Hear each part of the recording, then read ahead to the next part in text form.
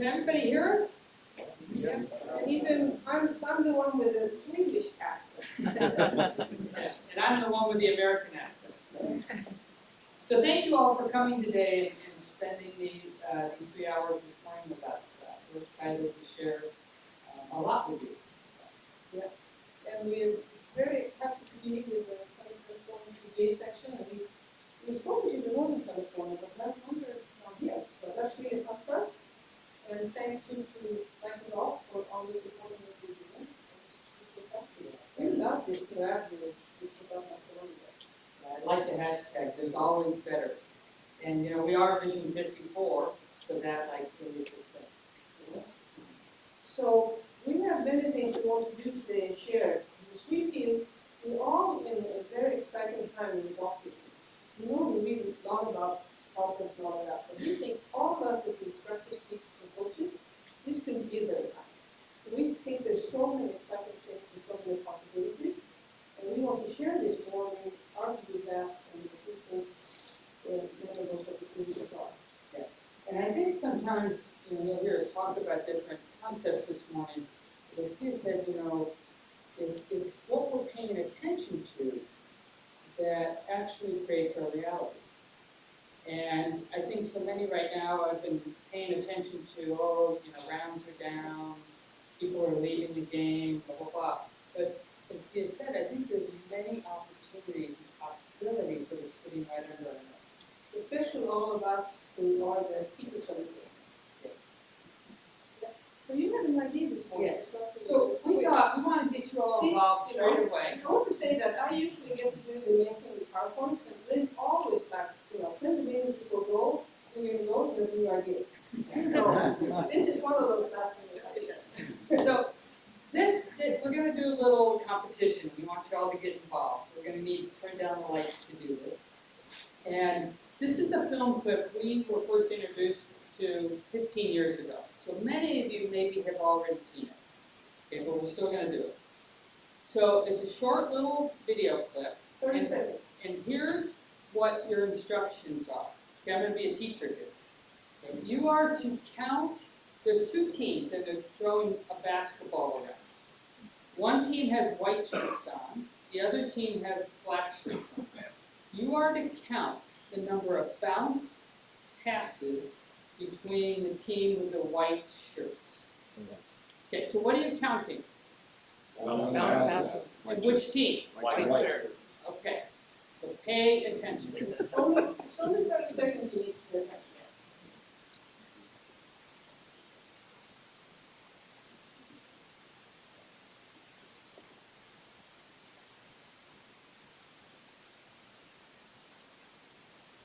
Those of you who've done it before, you can watch that.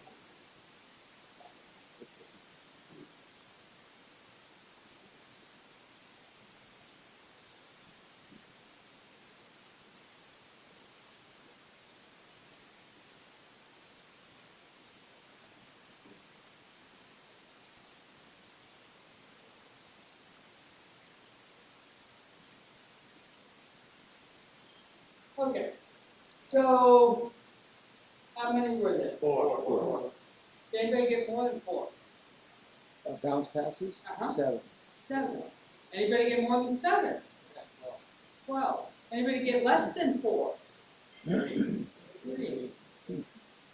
Okay. Another question. Did anybody see anything else going on? Yeah. Who said gorilla? This gentleman saw a gorilla. Did anybody else see a gorilla? We had too much to drink last night. Okay. Just stand. I'm just curious because we've got about 140, 50 people in the room. Stand up. And those who've done this before, you don't stand up. Yeah. But those, if you've just seen this for the first time and you saw the gorilla, just stand up. Oh, please. Okay. Okay, excellent. So here's the deal. It was 4. It was 4. It was 4 bounce passes. And yes, there was a gorilla that walked right through the middle of the screen. Okay, so this time we're not giving any instructions. You can just, I promise it's the same video. Let's just check it again. Now you have a much broader attention.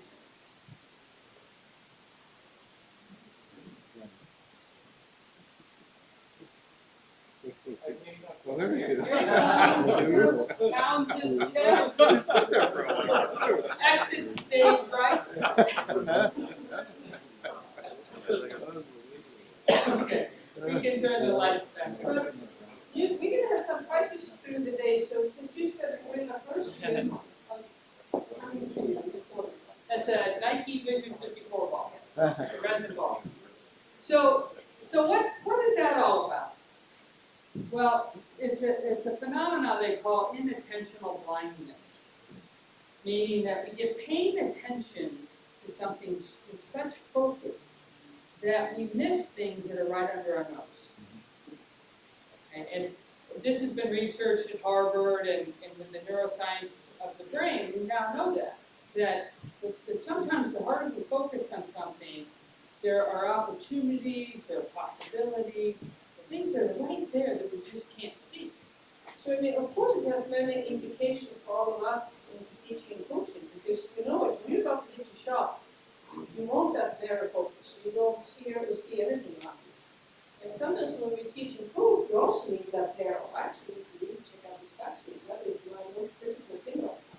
But we also know that all of us at times need to, let's open up. What is really happening? Am I paying attention to everything that's happening to this person playing this ball? Or am I too often in my mental? So it's not one is right and one is wrong. It's knowing when is the focus go which way. And another sidebar just to this particular concept of inattentional blindness, it also shows us what power we have as teachers and coaches. Because where we ask our students or clients or players to put their attention, that's where they're going to put their attention. So I'll just say this, we wanted to share with you this morning that we come from different backgrounds in our teaching and coaching. And we, each of us individually, had blind spots to what we were doing. And really, Vision 54 came about from looking at those blind spots and starting to search outside of what we were doing. Because my background was very much more as a player, junior player in Sweden and national teams, and then college player at Arizona State, became professional and all of that. But for me, all this started was my own search, my own game. Because I was doing okay. I had maybe cuts and I was doing okay, but I wasn't really not winning. And everybody was saying here, it was trying too hard. It was just too much perfection. You just need to relax more. You need to trust yourself more. And I kept feeling all these things, but it's like, you're trying to settle that. I don't know what you do. And I know practice hard enough and your swing is good enough, but so it started off for me with my own search. There's a piece missing. There's a piece missing that somehow doesn't make sense. And coming to Sweden, we had like great sports psychologists even in the 70s for our national team. So we learned relaxation, we learned focus, but couldn't apply it to my game good enough. So for me, it became like that. But when I just happened to get into coaching, so I got my teacher education more after playing and after being put in a position to help the Swedish team. So for me, it was like, okay, if I'm going to do this now, I need to do something different. So I started coaching for online spots. And one of the things I started doing is that I'm just going to watch them play on the golf course. And I didn't tell their teachers at the home course in Sweden what I noticed was what happens on the golf course. When I play that and not play that. So I just started somewhere and then started educating myself to see what all the things we're doing is great, but I want one more piece of it. So that's how I came about. And you had realized that as a player, your teachers, they were great teachers, but Oh, they'd never seen you play on the court. They were unbelievably great, and I could be superbly great, but something happened often when I went to the golf course. So my journey is that right out of college, I joined the PGA of America as an I've apprentice. been a member for more than 30 years. I have. I've been a proud member of the PGA of America for over 30 years. And early on as a teacher, I gave technique lessons. I didn't teach golf, I taught golf swing. Because that's what everybody did. That was the paradigm. And it still is for many. And what I did was I looked at people's technique. And I thought my job was to help them get better technique. Chipping technique, hitting the drive, whatever. But I did all my lessons on the range. And here's what happened. They got better technique. Yay. My lesson book was full. But then this is what happened. come in, or often come in from playing golf and say to me, Lynn, I played worse today. You know, I got a lot worse. And, you know, then I'm thinking like, well, I know Lucia swims better. So there was this huge gap between what I was doing and accomplishing. It was that they had better technique, they had better swings, they had better skills with striking a golf ball or putting a golf ball. They didn't play better golf. And that was a huge blind spot, because then I had to actually ask myself, what business am I in? Am I in the technique business, or am I in the play better golf business? And then I had to start to look at, okay, what do I need to actually learn as a PGA member, as a teacher, so that I can actually start helping people play better golf on the golf course. So when they come in, they go, wow, that's the best round I've ever had. You know, I didn't even know I could shoot the 80s, and so forth and so on. So that was the blind spot I went searching after. Good. Yeah. So, Did you ever improve your game, your play? yeah, that's true. I mean, it's a side note, because, you know, honestly, I never even thought about being a teacher, coach, or anything, because I always think this shy, introverted, sweet stuff. I never ever thought they would do it. It just happened, you know, they just put me out there. But what happened was, when I was in Sweden, and what happened, I started playing much better, but I won like with Swedish Order Merit, like, that's but, you know, I started winning. But I realized I had other things to focus on. I really enjoyed that, so I was really less pressure on myself. So all the things, and everything we have done, and for the first team I ever coached, I was very fortunate, because for the junior team, the first team I ever had, I was the that happened to be on that team. So she was one of my first junior kids. And I got to be on her support team for the entire time. But anything we've ever done, and things we can share, Lynn and I always tested on ourselves first and on the but we don't want to talk about it, coach, teach anything, we have to give an experience with ourselves. So, we feel happy about that story.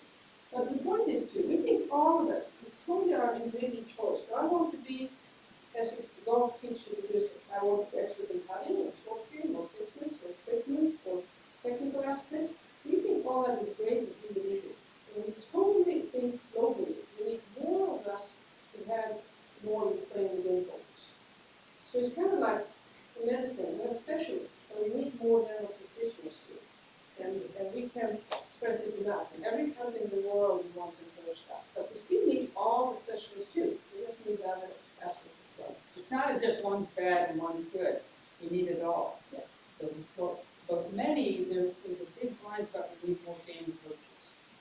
But our social, everybody else, what we want is from the corner. We want happier and better golfers. That's what we want. That's what Lynn and I decided we want to do. So we say happier because we're amazed. Also, it doesn't matter if we're in Asia, if we're in Europe, if we're in the US, how many golfers come up 18 looking miserable? And we think, And you know, I was thinking, let's spend time, money, and energy to be miserable. and you know, I thought first just being around professional players, one of my first things was to why there's so many unhappy pro players. It needs to be done different. But then I realized generally golfers too, so we think, how do we go about this? If we're going to be the keepers of the game and know the game, how can we use what we know to make more of them playing better, but also having better control? We think the game will go. Yep.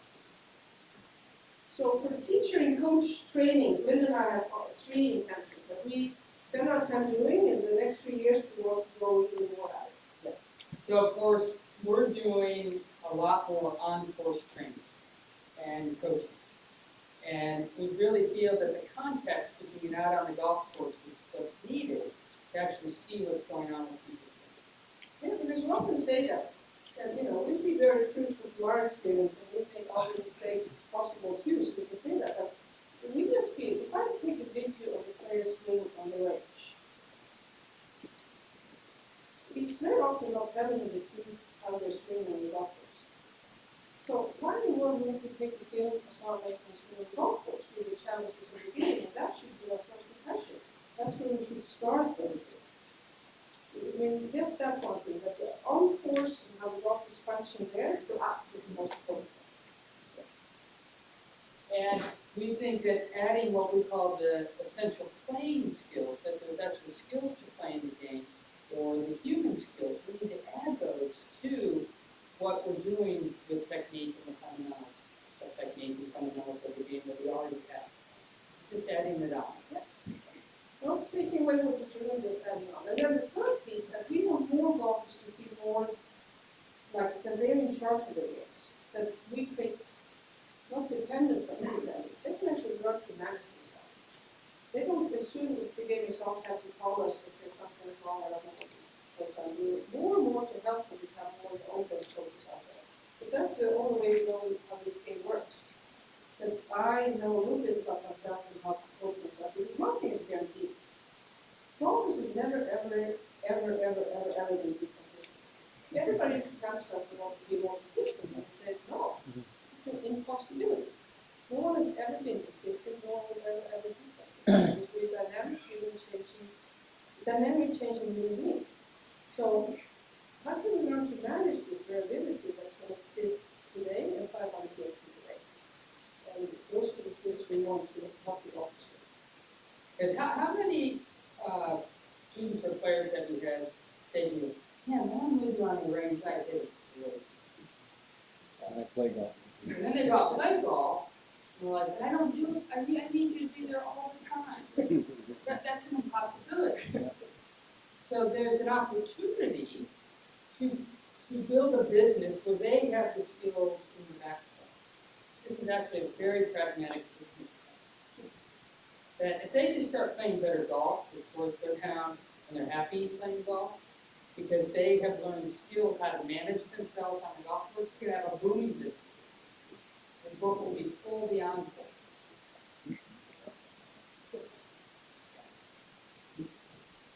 So a couple of values or beliefs that we have in Vision 54 is that we want to bring possibilities to life. And I just say that because, again, I think a prevailing paradigm that a lot of golf teachers are working from around the world is a faulty fixes paradigm instead of a possibility. Many go in with just the lens or the focus, I've got to go in and fix this person's swing. What are their faults and what are the fixes? And we like to look at possibilities.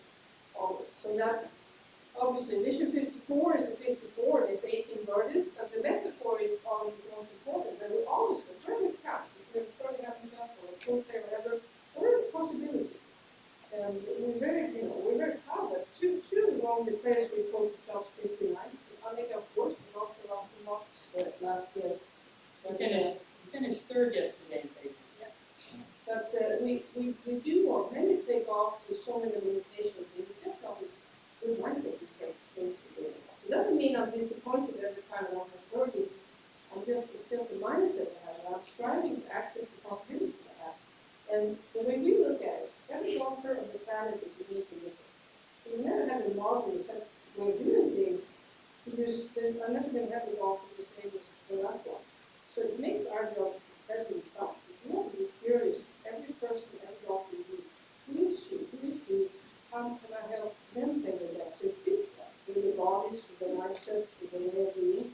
So we find that enormously important to help them with that uniqueness. And it's not one way to be great at golf. Now, just say, Pia, when Annika shot the 59, what was the first thing she said? Yes. Because she came off 18. Yeah, when we're out 18. It's the first thing she said, yeah, now it's even more possible to do 54. Because she knew after making 8 straight birdies, she knew she got it the wrong way. She got scared. It was like too good to be true. And she made a couple of pars, and then she got back to focusing on what she was focused on early on. But when we first mentioned the 54, was in February 91, the Swedish training camp. She just liked it. So it's just a mindset. I mean, how long can you go? Just allow it to happen. She played with the head count with the number 54 and year. But we already, we talked about the enormous portfolio. Yeah. So we obviously work with all levels of golfers, but we work a lot with tour players, PGA Tour, LPGA, European Tour, XP Tour, Michigan players, etc. And one thing we often get asked is, who are the players in your state? And we reply, we don't have a state. We don't want to stay there. We don't believe in there's a statement for us in price that we are the ones deciding what we're gonna do, when we're gonna train, when they're gonna do things, and all of that. We don't like that many whatsoever. So we always say, we don't have a state, we have a harbor. We have a harbor and players come in, some need just a little refining and then out they go. Some come and they need to get rebuild things and add new skills and they need to stay longer. Our goal is that they all can go out and save and manage themselves, no matter what storms are coming. If they're doing that and they don't need to come back, we're happy. But they know where the harbor is whenever they need to get a stronger goal or just check out things. So that for us is the most important thing. So we don't say we don't have any goal. We have many different goals, some stay longer, some stay shorter, but the point for us is not to feel like we don't want to people. Yeah, and you know, obviously, the word that comes to mind is we want to empower them to play their own game and to have the skills again in their backbone, and they know how to train those skills, so they actually can go out and play golf by themselves and play a really good golf. See, that's just, you know, we're just there if needed, but not to be dependent on, you know, for them to be dependent on us. And that's, again, a very different paradigm than something else. So let's just take a 30-second talk break to safety next to you, just to, we shared a couple of our beliefs, just to start off. Just share with whoever sits next to you what you think about that. Your thoughts on our beliefs. 30 seconds. So you're going to get ready in 30 seconds break. Just wait and get some water.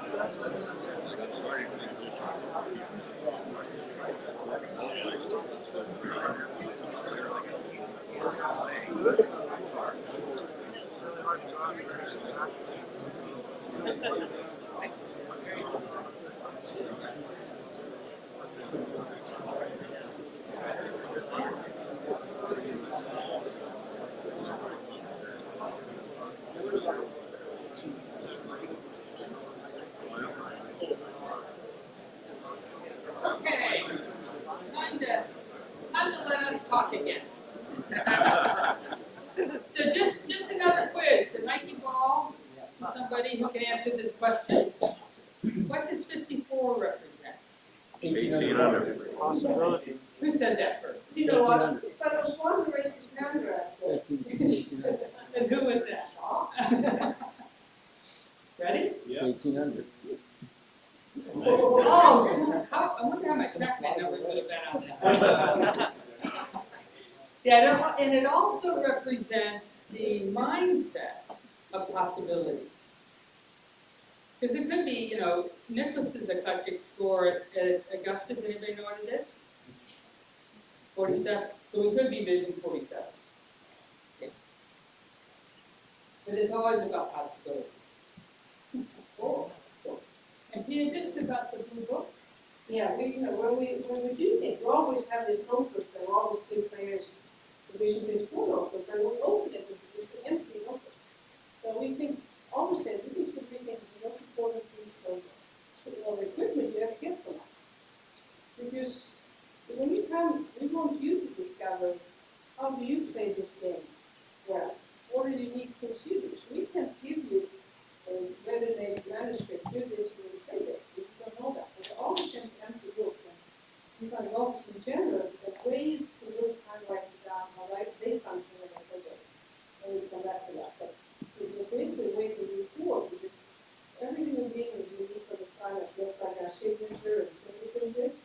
So it doesn't take long for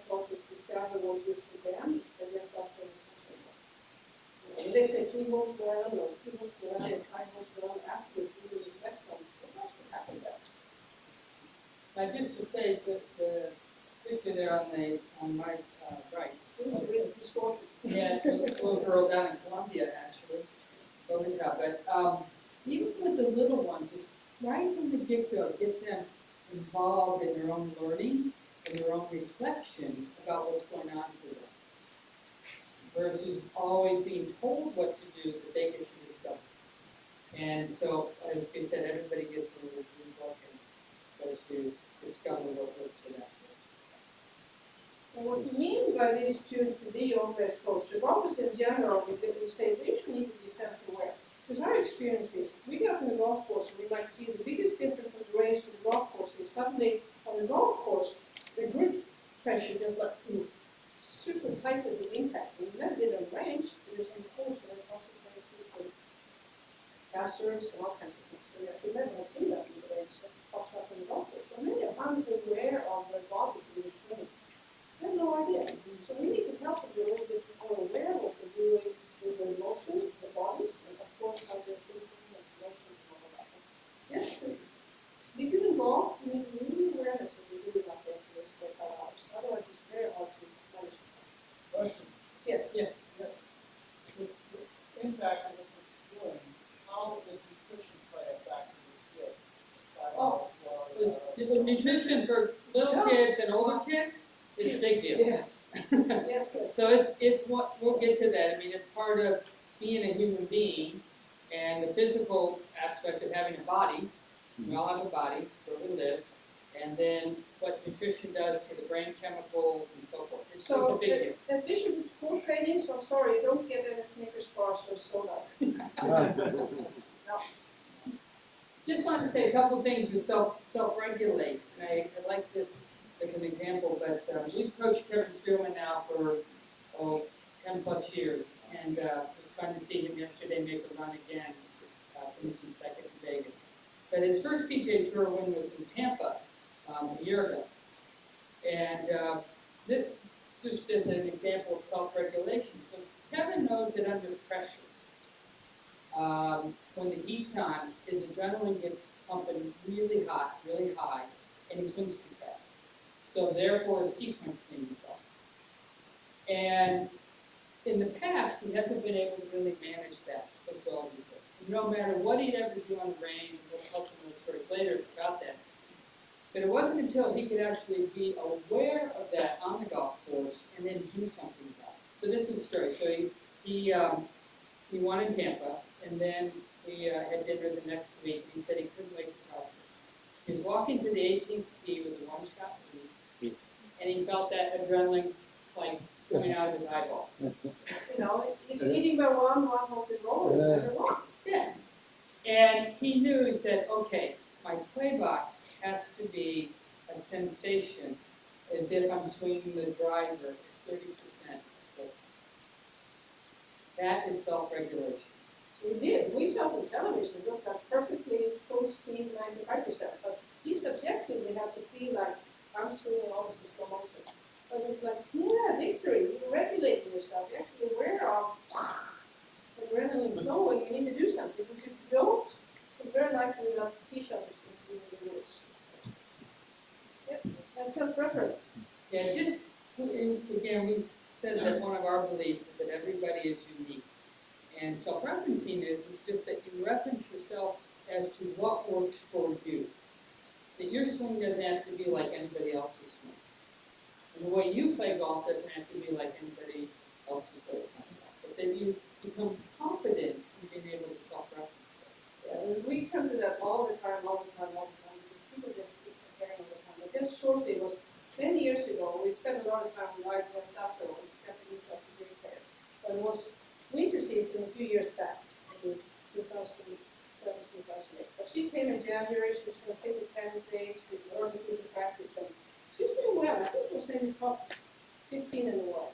So she came the first, we're going to sit down and talk about the year and stuff. I said, I did pretty well last year. I was really happy. She just got so much better. She said, She was at top 10 in the world. yeah, that's yeah. But she said, I'm doubting I can get better. Because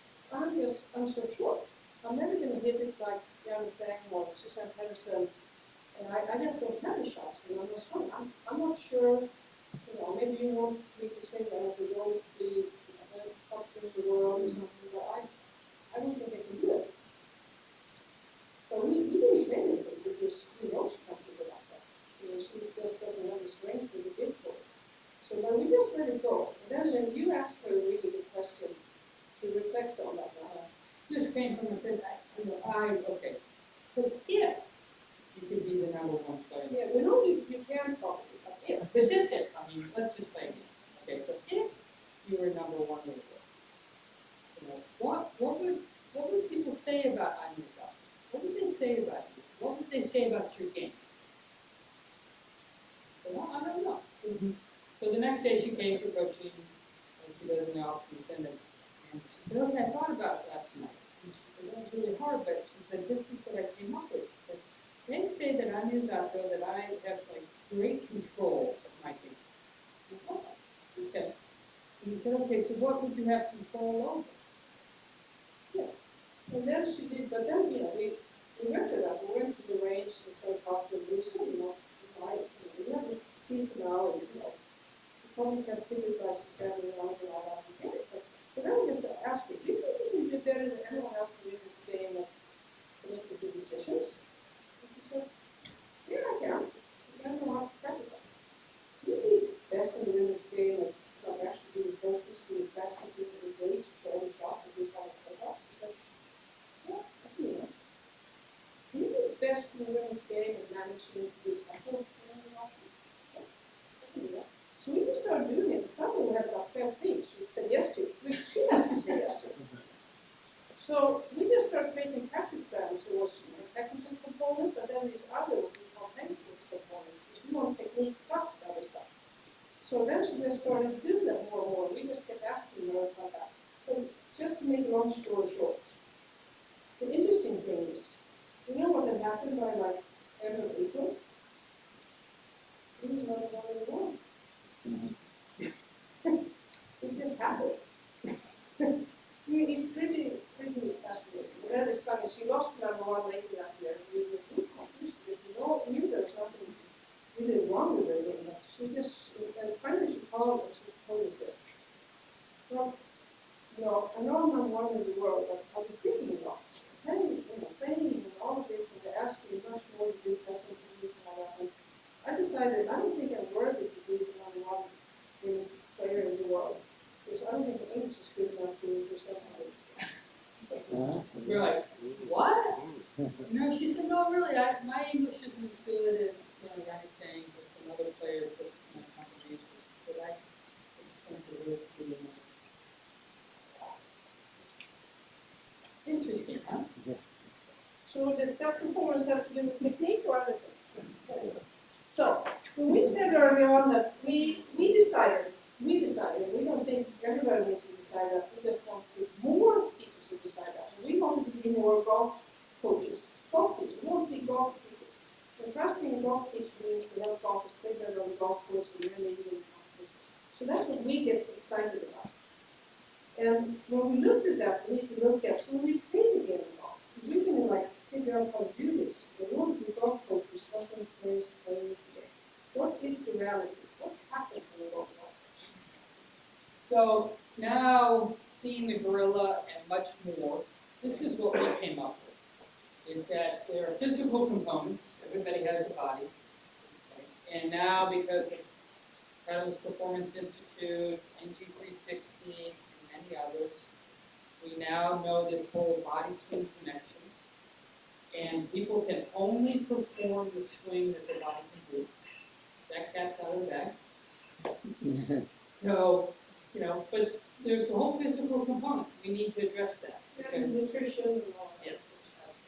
And of course, there's technical things. How to hit from an uphill lie, downhill lie, different grasses, and so forth and so on. Lots of technical things.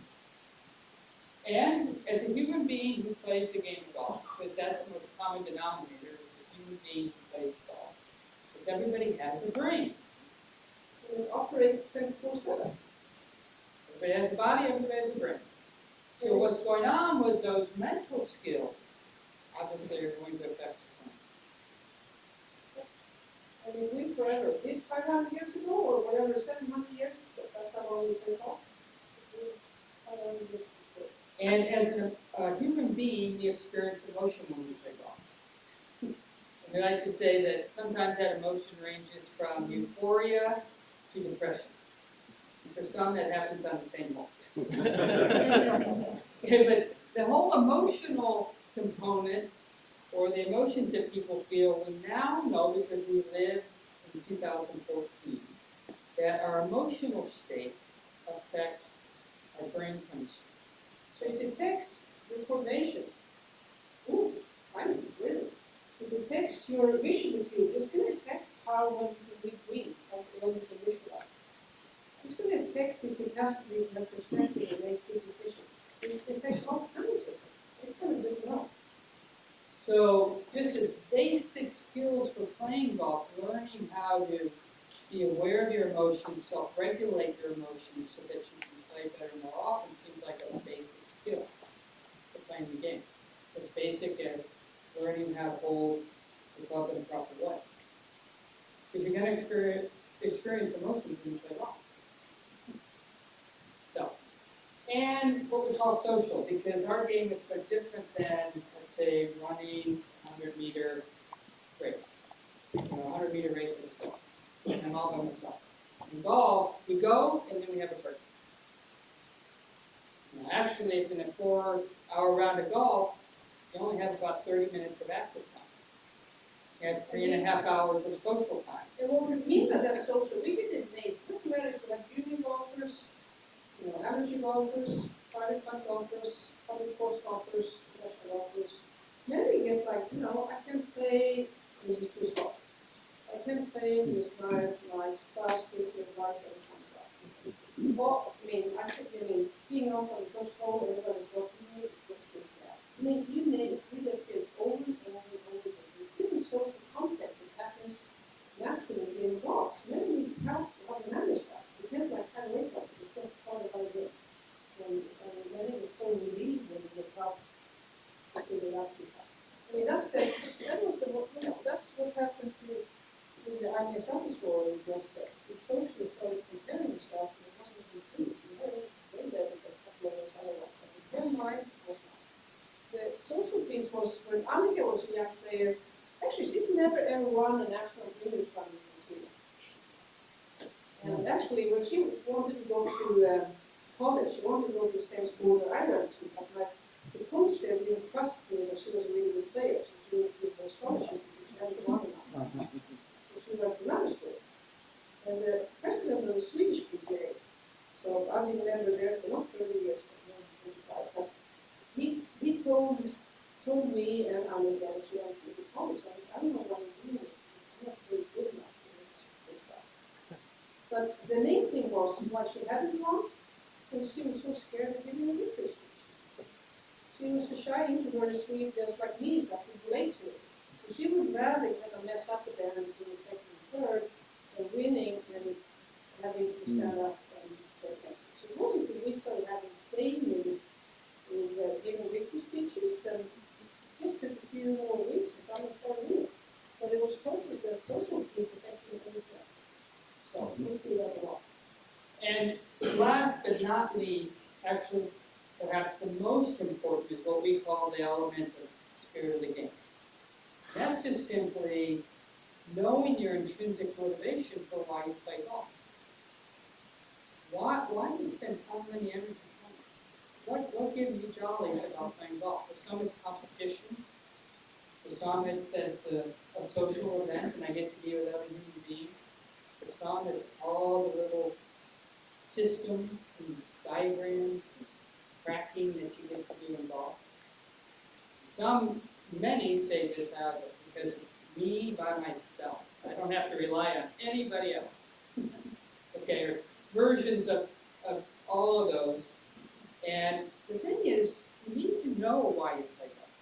Because if you don't have that core spirit of the game, whatever it is for you, if you don't know what yours is, others will impose theirs upon you. This is why you should play. This is why you should. And it changes too. It also is the thing of how it changes. It changes a lot for me. Now I still love it with golf, but I'm not in love with competitions. I don't love the test golf things to keep figuring out. But I love the nature of things. So it keeps changing. And once again, with Annika, something that we yearly kept reevaluating.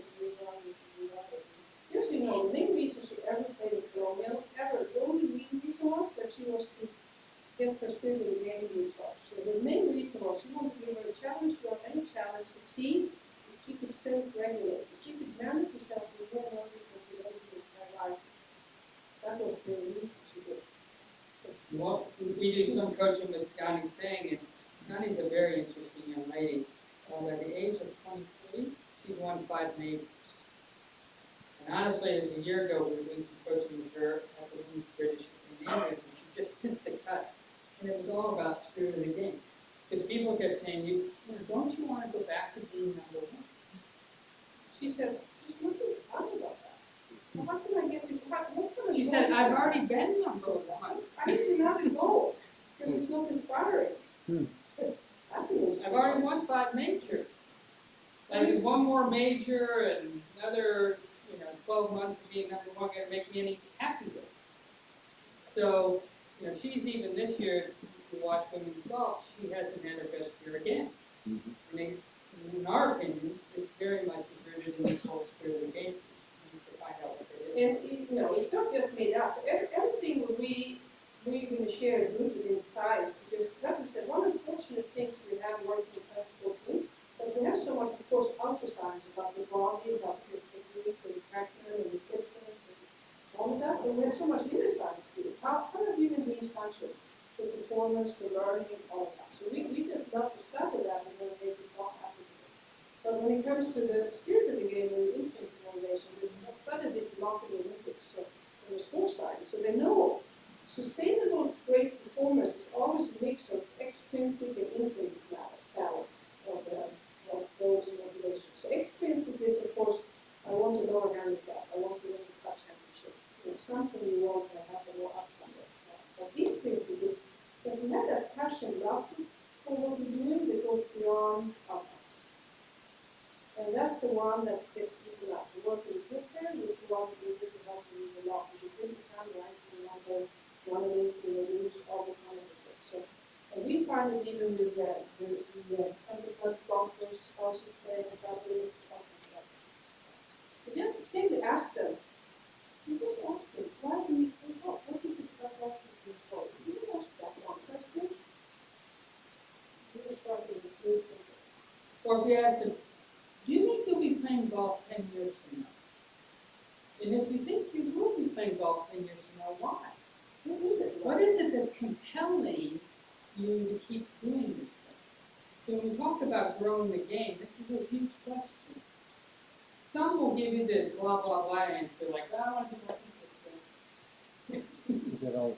Yeah, blah, blah, blah. But you need to dig deeper, help them dig deeper. Like, why would they keep playing this thing? Why would they keep spending money and their precious time playing this game 10 years?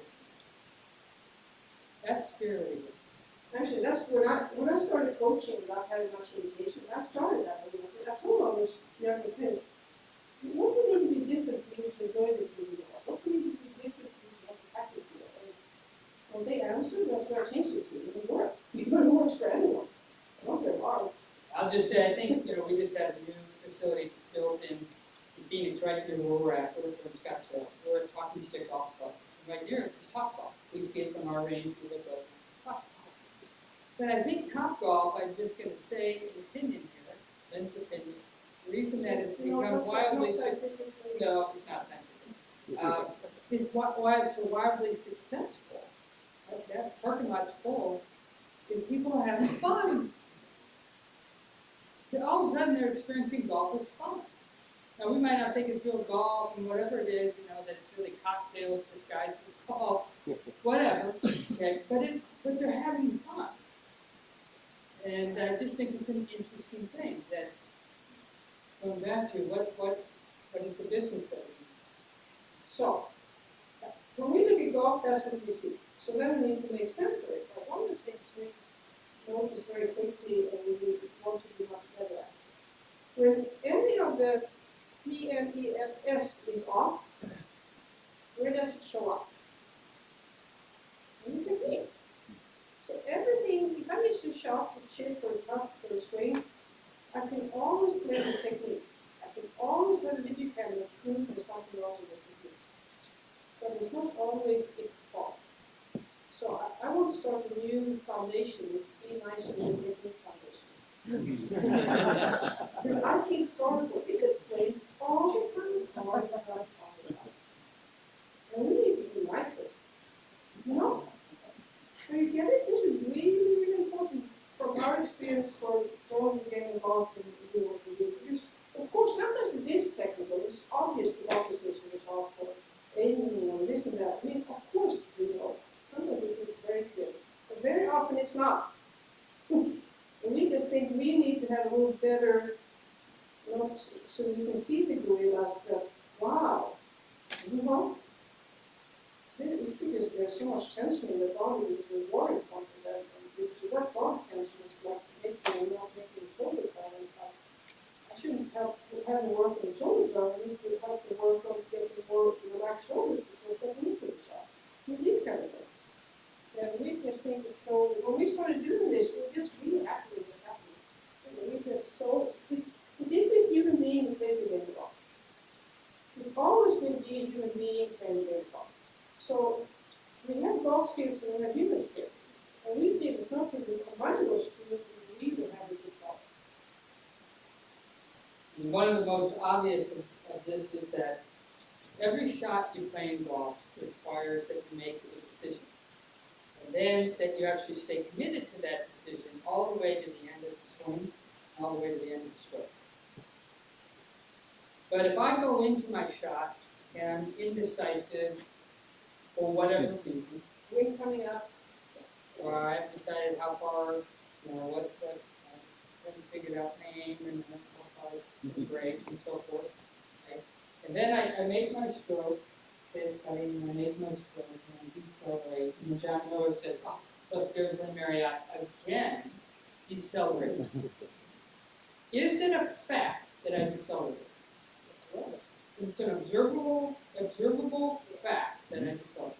Where did it originate? Mentally. Yeah, indecision. So what should I go work on? Should I go work on acceleration and all that, or should I go work on the skill of making a decision and totally staying committed to it for the next step? That's a skill. It's just a skill set. and this is our opinion, we don't think this should be a sports psychologist's issue to deal with. We think it's a golf issue that all teachers, coaches, and stuff. It's a game skill. So, Okay. 30-second talk break about the PTMES. Or some say PT. Some client pointed this out to practice the mess. 30-second talk break about that.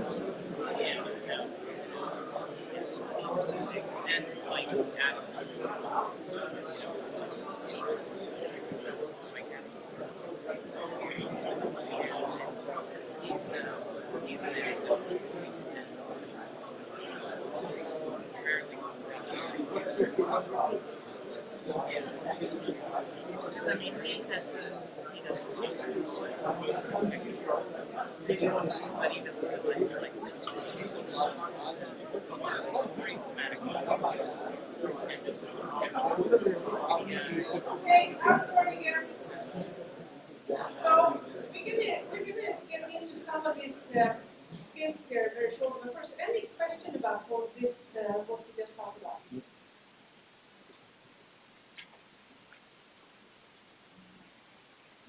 All good? Good. So the book you got is our third book. We're writing our fourth book now, but the one you got. So what that is what we did. If we took all the things here with the PTM, ESS, and we have many golfers and teachers coming to us. And I get it.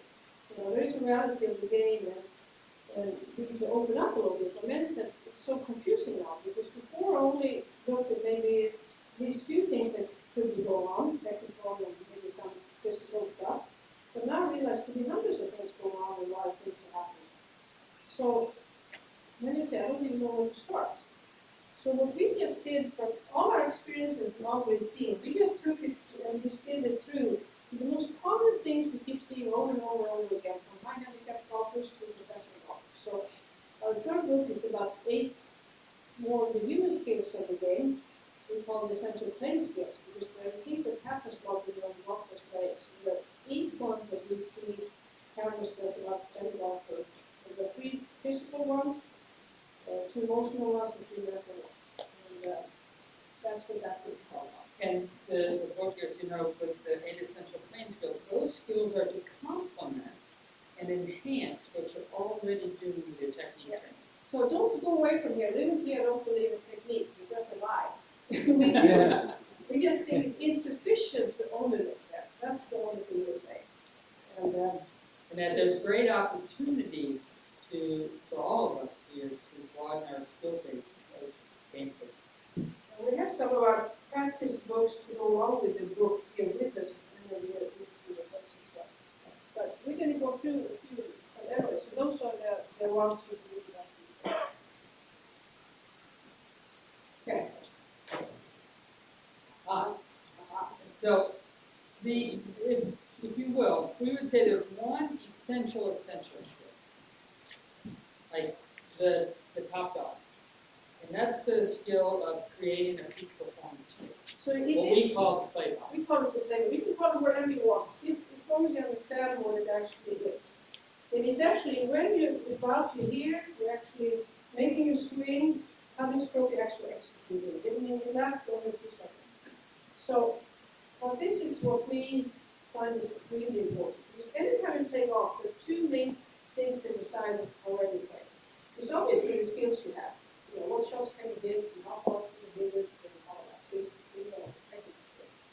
But then is the state you play, the state of performance. So the state plus the skills decides how well you play. Which do you think most people go after in practice? Skills or state? Yeah.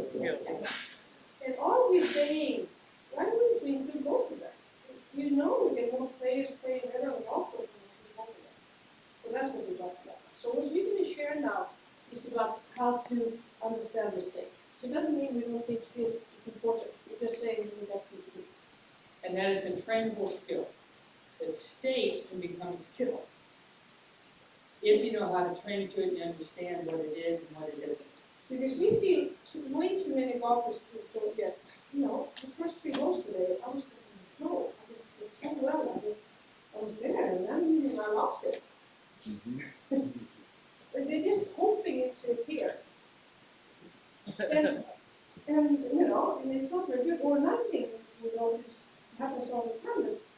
The golfers try to fix their skills right before they even play. Because if you have a tea time tendency,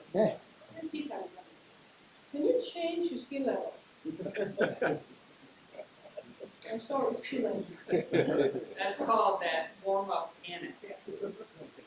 But so we want the golfers to understand. If you don't have your skills, you need to sign up for lessons and you can do that. But when you go to play golf at the golf course, you need to accept the skills we have at that moment in time and get the best state possible to get the most usage out of it. It's the only way we know this works. You need to just understand that these are skills I have, what states I need to be in to get the most out of it. But yeah, some people also try to actually work on their skills while they're doing this. Oh, I You know that 1.7 seconds that it takes to swing a golf club? People are still trying to do the skills or figure out the skills during that 1.7 It's absurd. That's absurd. That is a non-performance state by definition. We want Rob to separate, preparation, improving skills, and being a performer, be a player of the game. They're two different things. We don't want to mush them together. So now we're talking about the being a player. And this is once again nothing we come up with. It's so rooted in science that it couldn't be more research. It's actually non-negotiable. Totally non-negotiable. So if you look at the science and you look at any human being in a state of peak performance, there's some common denominators here. And this was kind of fun, but this was quite a few years ago now, but we were invited to speak to the Met PGA up in the New York section. And we had dinner the night before, we were going to speak, and the other speaker the next day was Major Dan Mooney. And started Patriots all day and so forth. And he said, ladies, I am so excited we're going to have dinner because he said, I have to talk to you about my play box. We thought he was going to talk to us about his play box and golf. He goes, no. He goes, I've read your books. He goes, can you explain how I fly the F-16? He said, because when I'm up there flying this F-16, he said, it's the most amazing thing. He said, I've got like 6 controls in one hand and 5 controls on the other. He said, and I'm flying this plane and I'm dropping bombs on Baghdad. He goes, I'm doing all this. He goes, the truth is, he goes, if I did any thinking while I was doing this, I would crash this plane or I drop the bomb in the wrong place. It cost the U.S. a lot of money. Right? Billions of dollars to buy F-16. And his point was, he said he's in a peak performance state that is a non-thinking cognitive state. And the interesting thing he said, he goes, it wasn't until I flew F-16 that I actually understood I needed to do that in golf. So when golf gets tricky, because in every other reactionary sports, what happens? What happens? Bill? Yeah, go back. How did you do? I just watched the ball and reacted to it coming into my hands. So is there any thinking going on? No. If you were to think, what might happen? I'd probably drop the ball and I probably wouldn't throw it to you either. Yeah. Well, we all know that. Okay? We all know that when I get in my own way, it's that I'm thinking about what I'm trying to do. Versus allowing this state to be one of reaction like it is in other sports, or allowing that I've already worked on my skills, now it's time to be in this other skill. This possible. By the way, you just control it. So in reactionary sport, it's simple, it just happens.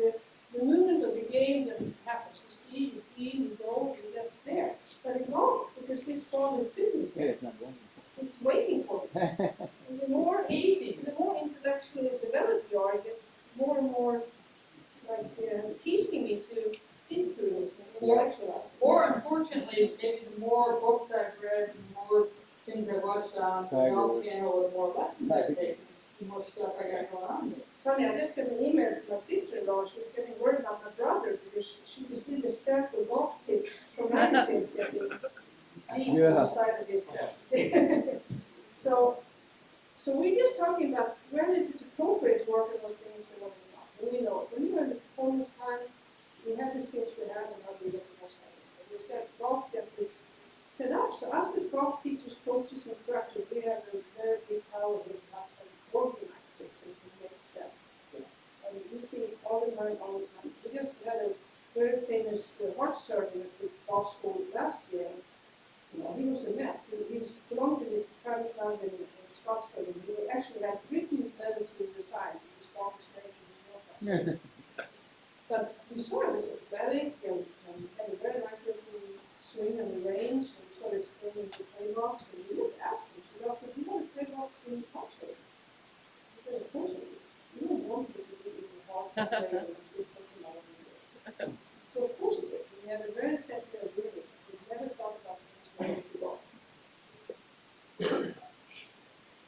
So, the Why play, don't we next one look at I'm missing one. Hold on, I will show you. So when we play golf, this we're gonna come back to that later, where's the task to prepare and think and all that, but there comes a moment you need to be done. And that's what we call the trade-off, is you know, start stepping into the shop in our own mind, and then I make my motion. There's one thing and one thing only we need to do to be more effective. What is that? Need to be present, right here, right now, not in the future, not in the past. Totally present, physically, mentally, emotionally, and through our senses.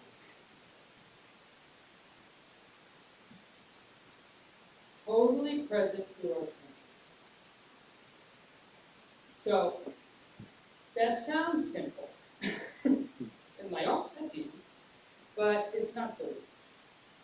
In that many people train themselves out of this being present to attention. So it means that I can step into a shot and actually, I can see the target clearly, and I can see my ball flight very clearly, and I keep that visual image because my visual sense is now lit up, and I see that visual image through my whole swing, all the way to finish. Or that I can walk in and I have this sensation, like I was saying about Kevin's doing earlier, maybe about tempo, the timing, that I'm just going to have this sensation I'm swinging the club at 30% of full tempo. I'm not thinking about that. I'm actually experiencing it. First person experience. Or that I walk in and that I can actually tactily feel my hands on the grip, and my grip pressure stays constant for the whole swing, all the way to the finish position. So what happens if you don't decide what to do in the trade-offs? Oh, and then all this other stuff comes in. So all of us know, sometimes we go and play, you just kind of have nothing, you just go, you just do it.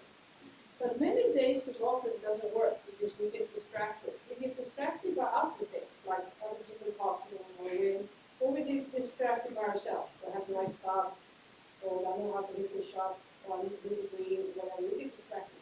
So we know, when we have golfers figure out the handful of things to take with them, to do in the tables, in the sensory base, we lit up all the regions of the brain that accesses all the abilities we need to make this really really effective. But the shot is going to be seeing things and some doing things, so it could be swing related, but we're just asking you, no checklist. This needs to be something you can feel while you're doing it. So this helps golf to be focused, pay attention. And the more deeply you focus on your grip pressure, feeling the motion of gravity, or seeing the deep ball flight, other noises in the background. So, here's what the play box is not.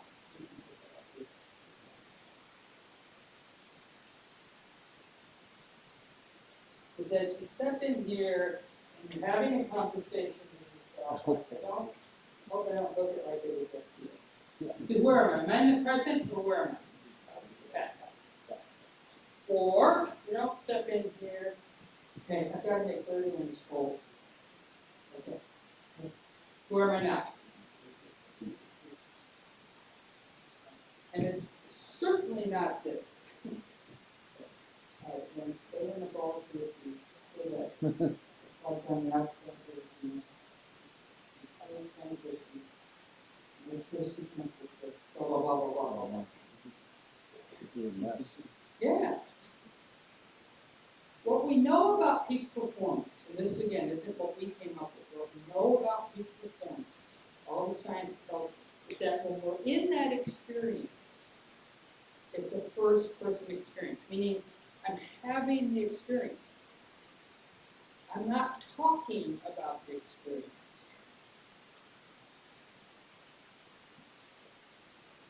And so there has to be this clear line when all the future and past and thinking is done. That's what we call this the think box back here, or Claire calls it the prep box. But all of this preparation is done. And I'm done. I'm done. Now I step in here, and the play box is not a nothing box. It's not a nothing experience. It's actually a very rich, engaging experience that's through my senses. It's actually like a sport. But the interesting thing about our sport is we have to go in and out of this thing for every shot forever. So this is what we think, this is such a foundational skill. And it doesn't matter, even if your technical skills are not developed, you still need to learn. You don't wait to be a good player and then you learn this. You learn, with all the things that have gone on, what does one feel like in next quickly that's going to help about it? What do you want to talk about for emotions, about family? What things must be good, that the skills they have now can make the best. And, you know, this has huge implications for how we set up the environment for learning and teaching and coaching. Because any time that I'm going to talk about technical things, I want to make sure I'm doing that outside the play box. I'll just move the weight, whatever it is. So if I'm in here, I'm a student, I'm in my play box, and he is now teaching me in my play box. Are you sure, are you clear about your impact positions you're supposed to do whatever? Well, I might do the same thing, but I just move her over there so she knows it's sacred ground. You can hit the golf shot to your target, it's sacred ground. You don't mess with it. You just don't So you guys see how there could be, even if you're teaching in a studio or an indoor facility, if you just start to organize this, they can still learn that their play box is a play box.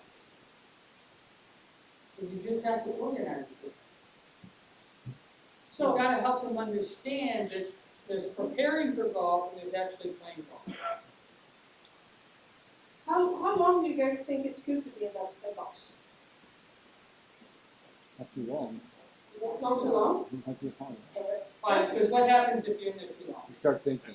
Yeah, the voice comes in. So the general thing, the less time you need to spend, the better. Because under pressure, we promise you, it's much easier to pull it off. Much easier.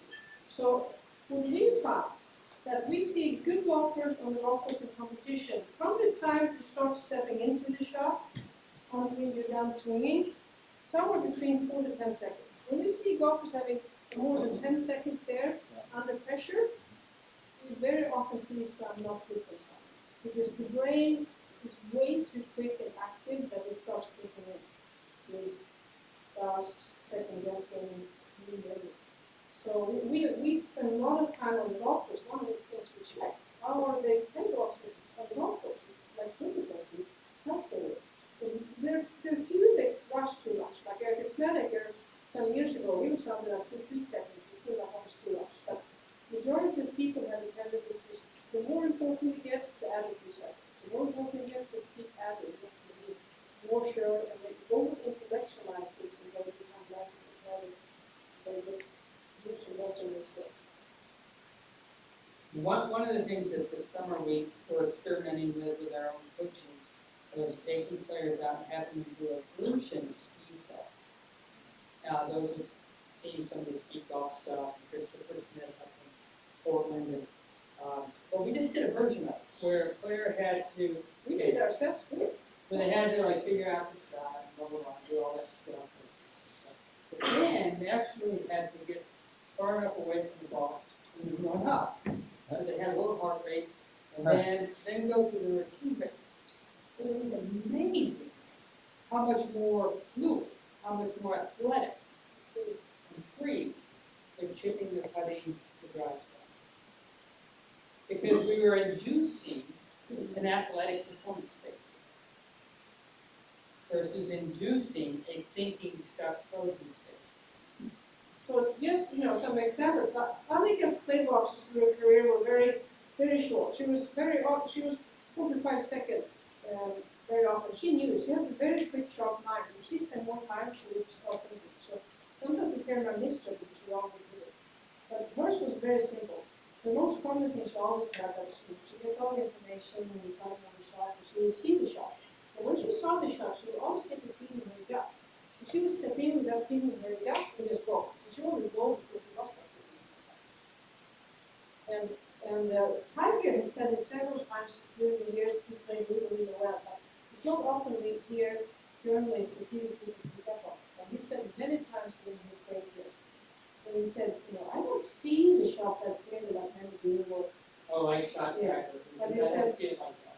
He said a couple of things. First of all, he competition is that my senses get heightened. You know how I feel about this? My senses get heightened when he sees things more deeply. And so with the competition, so it seems so much more, I just feel it in my hands more. Great, because I can actually feel the target in my hands. Wow. It's very different than seeing it. But as I said, you know, we had this, one of the coaches who helped us out, so he just, you know, did some, so what do? We give players a sheet, and they get to try it. We can never know what playground is working for us ever. But if we just have to test a few, everybody within 10 minutes figures it out. So we have them, you know, we come up with different visual images, and we just get to check out and see what happens. And we watch and see what happens with the motion. So it can be things for the ear, they're counting, they're sensing rhythm, tempo, humming a song, whatever they might be. And then others want to have more body feel that could be technically related, but it's a feel they keep in their swing. And some do cover all of this. So there are, of course, thousands of options here, and we want every player to have the handful that they know working on. Well, you said handful a couple times, but not a handful at once.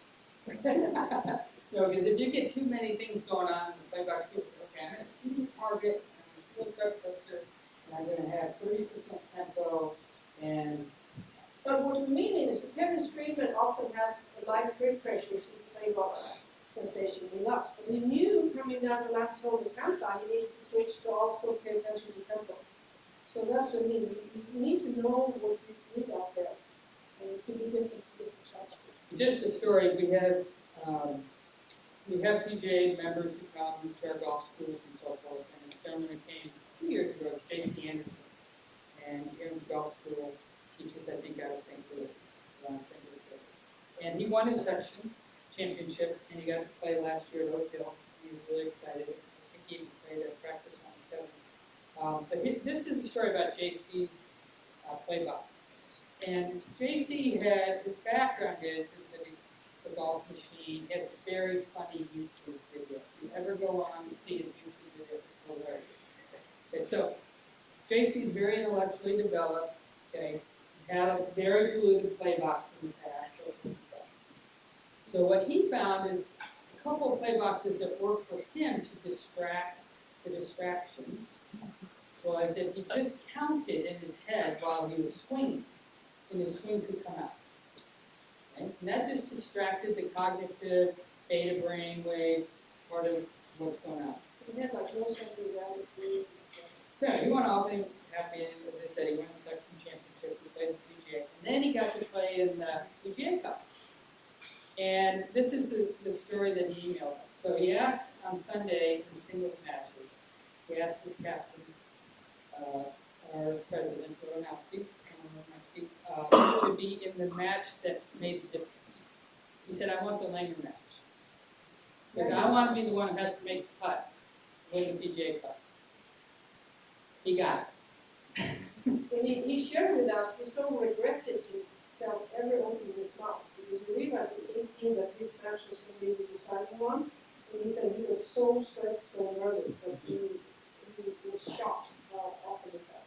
We ended up having a fourth that we needed today. And as he relayed this story to us, he said, at that point, he couldn't feel his hands, he couldn't see the line. But the only play box he knew that would actually distract his voice in his head that says, this is the PGA Cup, was to count. And count really loud. Really loud as he could internally inside of his head. And of course he made the putt. See, this is a skill that can be trained, but it needs to actually be set up as a skill to be trained. Sometimes we fall into those things. We don't want people just to have to slip in or fall into the zone. We want them to actually train for this zone. Train for this state. This state is a skill that can be trained.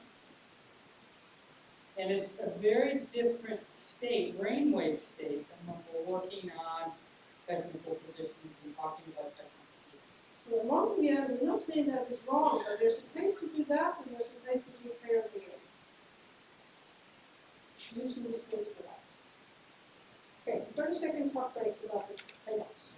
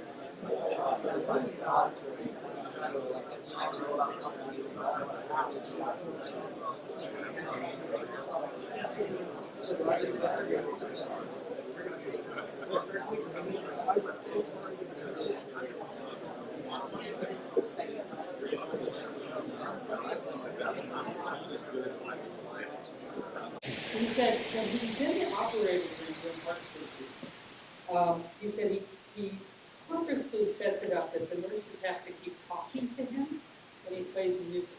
So he says his attention stays on the sounds outside of his head as he's doing his heart surgery. And that's his play box in surgery. So when we went out on the golf course, I just, we hadn't tried different play boxes, but the one that hit him, which made perfect sense, because what he does every day, is to have his awareness, his sensory awareness outside of his head. So he listened to birds and the wind and maybe planes flying by, and as his attention just stayed there, his swimming became so fluid. See, again, it's a little bit of a distracting the distractor. Because the cognitive mind wants to come in there and do its thing. Think. Make brainwaves want to get in there. But by just staying occupied with the sounds outside of himself. So we Does that make sense? we have a couple of iPhone apps, but on this one we have like 54 different choices, but there are like hundreds. So we just want players to get going, and then many of the great players, we just ask them, when you play this, what is it? And then they start realizing what we talk about it. Like, how can I play really well? I have this feeling in my body, or I see this kind of thing. This was a couple of years ago. We did this dinner presentation. There was many of the best senior women in the country.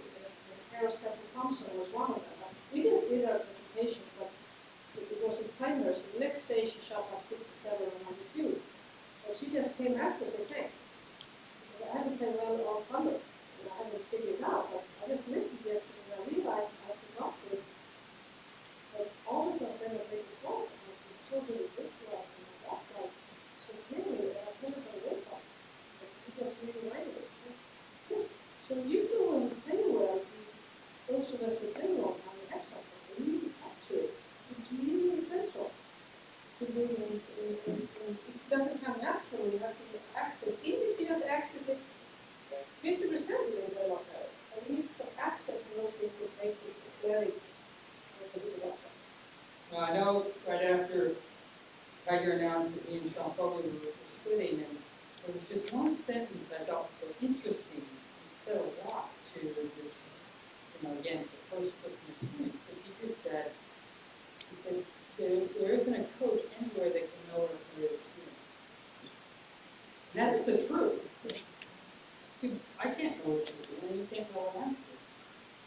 But I can start, as a teacher, as a coach, I can set up an environment where you can explore lots of different feelings and different sensations and find out what works. So all that's important, it's not important to me as the coach knows what you're doing, or the experience you're having. It's more important that you know, as the player, the experience you have and the feeling you have. So that's a very, that goes back to what we started this morning. We want to set up an environment where they're their own best coach.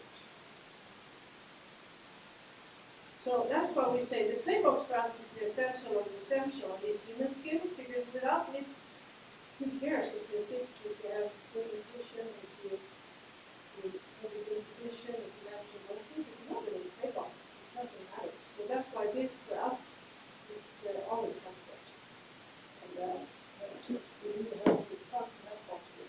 also like, we can explore and test with this not on the range repetitively, but it's always taking out exercising on the golf course that is the most important. So this is just a very short clip of Jason Algren in Scottsdale, and we just out on the golf course, and we wanted to really see that he stayed with the play box and stayed with it to the end of the straight. He didn't have problems with that. This is the sound comes up.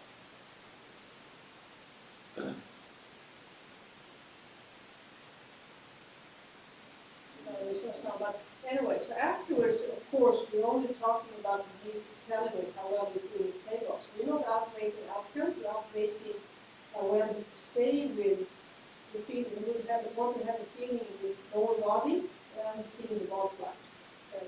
Jason's an interesting example of a player, super athletic, went to Pepperdine, was a star at Pepperdine, but they thought he was going to be the next PGA superstar, and had that class.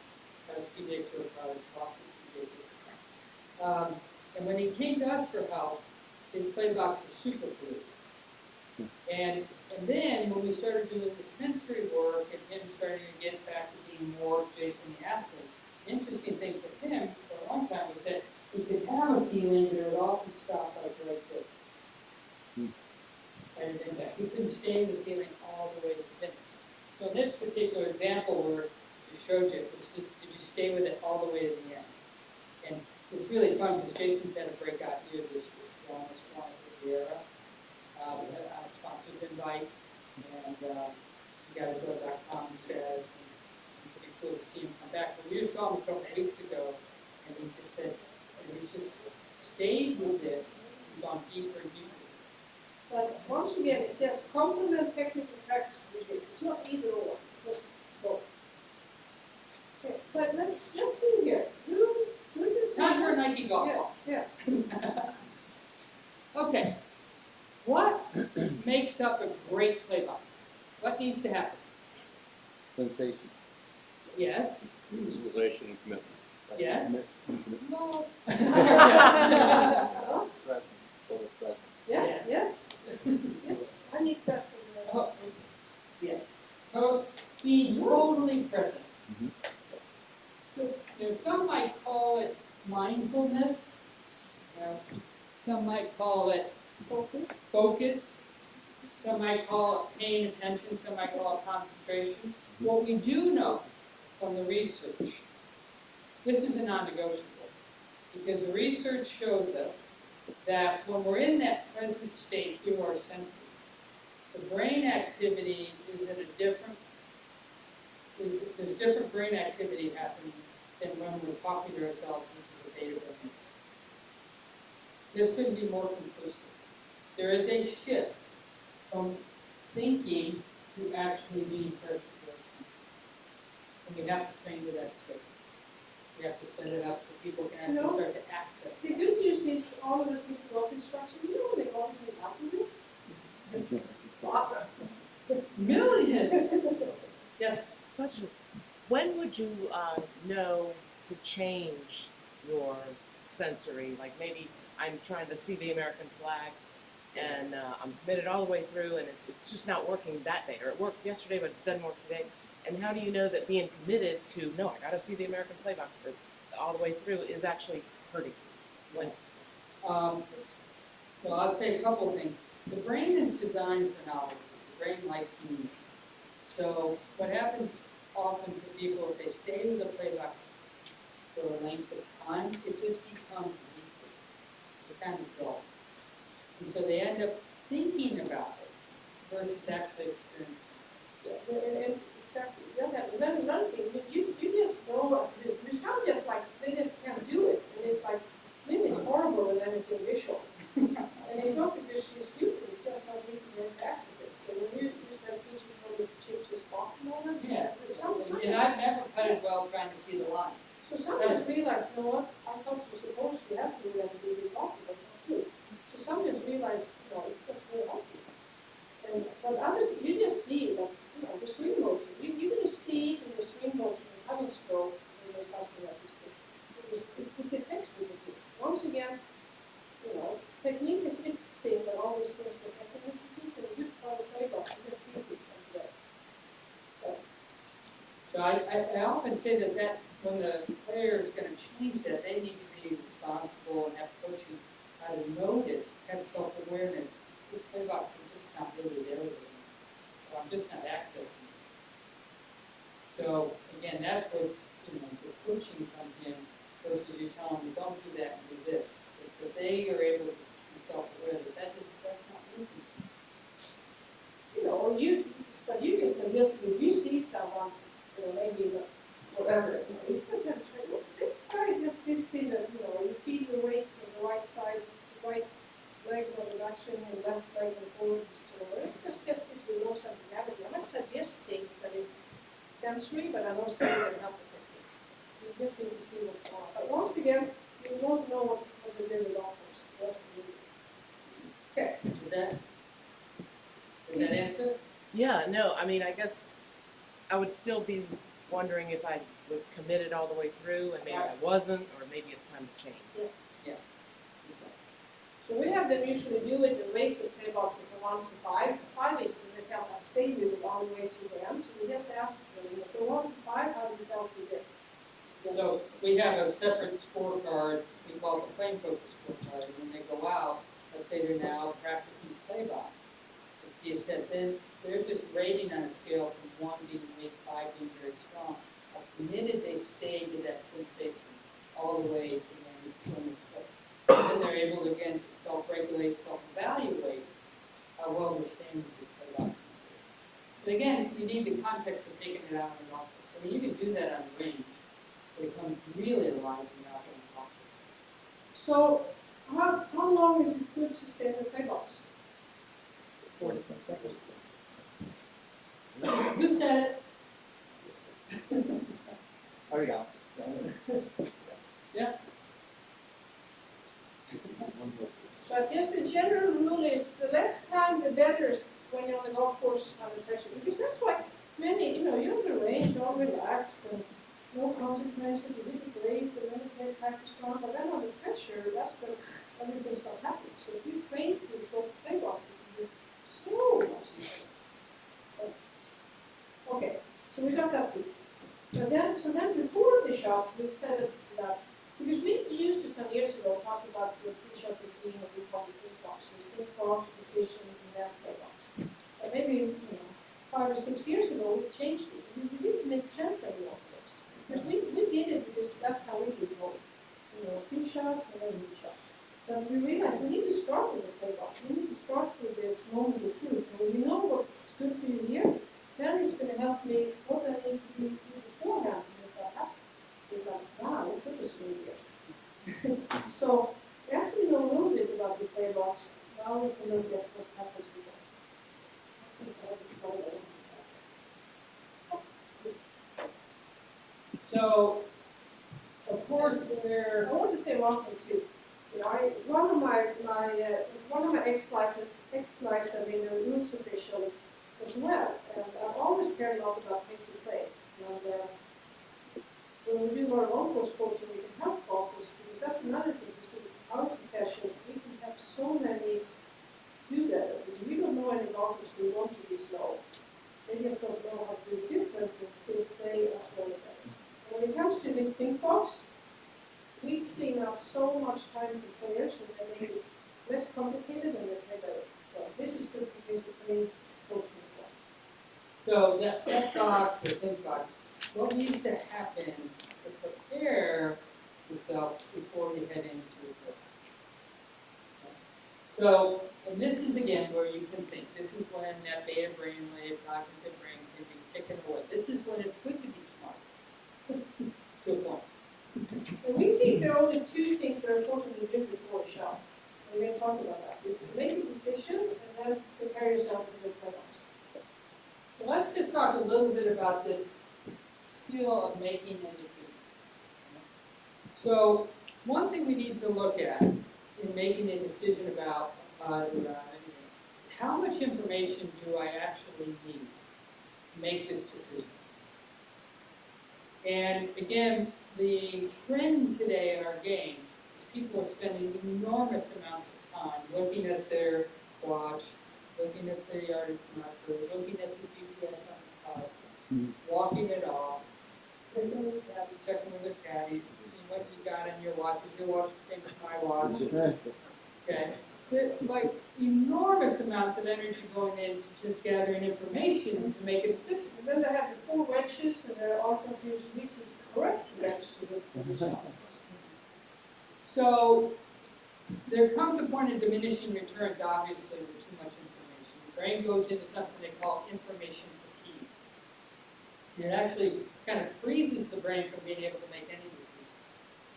I mean, just an example of it is if you go on the internet tonight to buy a washing machine, and you start downloading the specs of washing machines, you're going to get paralyzed. Which one do I buy? I don't know.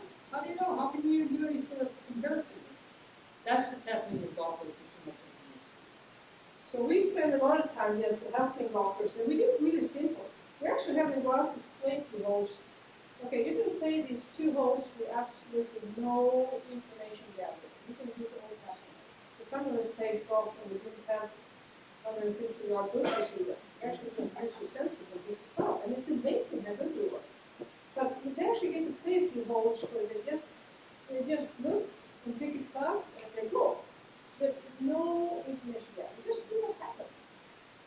And then they get to pick like one thing. Okay, I need to get the ball right. It's not, I need one practice swing to reverse my new back swing. Whatever. They get to pick something. They play a few holes where they do nothing to little to more. And then see where this spectrum do I play the best.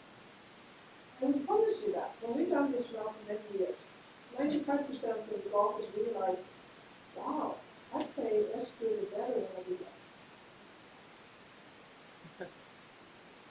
Wow, I really thought about that. I thought the more I did it, the more prepared I am to go to the beach. So we found this one to be absolutely huge. How much information just this will do? Because we know 2.5. Once again, this is where the science that we have now is so great. Great decision making isn't anything. It's a combination of information facts and listening to your gut. Instant. And if we allow the intellect to take over too much, the intellect will drown out that instinct or gut signal coming up. And we just ask golfers in golf schools, like, what do you do to par 3?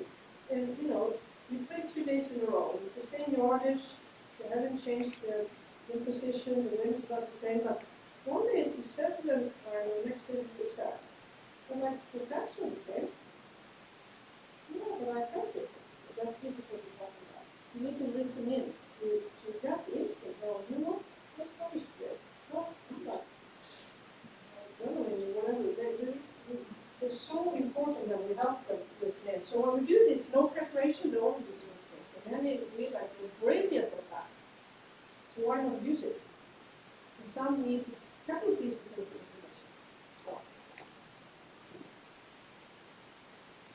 So you all see this as a skill that can be trained? That's good. There's often, when you watch golf on Sundays in tournaments, you see it all the time, especially in the green down the stretch. Some players are starting, looking, maybe 3 more looks over putts. And just keep paying attention to how that works with performance. See the lot. I heard, well, some weeks ago, Brittany Lincecum lost on the last hole. And we've been helping her son, but she had that happen. She had to wait so long on 18, and Susan Harrison was making drops. And that's the worst thing that could ever happen to Brittany Lincecum when she started doing 15. But she did, and she found it up there. So, what do you mean you're confident? Well, just that making a decision that you believe the decision. See, this is that whole thing is you make the right decision or you make the decision that you believe. I think many have set this thing up, they're trying to make the right decision. And it needs to actually be a decision that you believe. That what we say you're congruent with, that you're confident in. And I'll just say that I won't say the player's name, but he's a PGA Tour player. A couple of years ago we were approaching him and he was up for 15 practice. Not all the time, but in times. You see, he had this set up. I need to make a good practice swing. So when it didn't No, he needed to make a perfect practice. yeah, with what he was working on, technically, because of his backswing. And when he didn't feel right, he couldn't help himself. He had to keep making it. And he was so embarrassed, he couldn't stop. And his wife was texting us, getting embarrassed, and Kathy was texting, and he was getting a rumor. But it was interesting because it just came back to the trying to get this instinct part of him to come forward and grow up and take charge and believe in his decisions. And I'll tell you, the situation where he actually broke through was at, and I'm sure that he was paired with Phil Mickelson at Deerfield. And Sunday. on Sunday, and they weren't going to win the tournament. They were down a little bit. And but Phil asked him if he wanted to play a little match, a little side match. And he's like, yeah, okay. And then he negotiated the match down to something he could actually pay.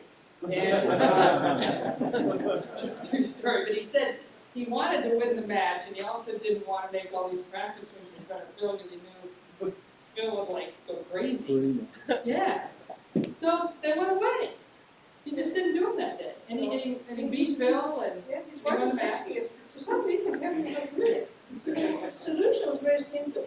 He had, for the time being, absolutely take away making practice work. Because if he just started, he couldn't help himself. So he just, for a few months, no practice rock. He could do this a little bit, but he couldn't even start to make a move in the ping box because he just let him go it.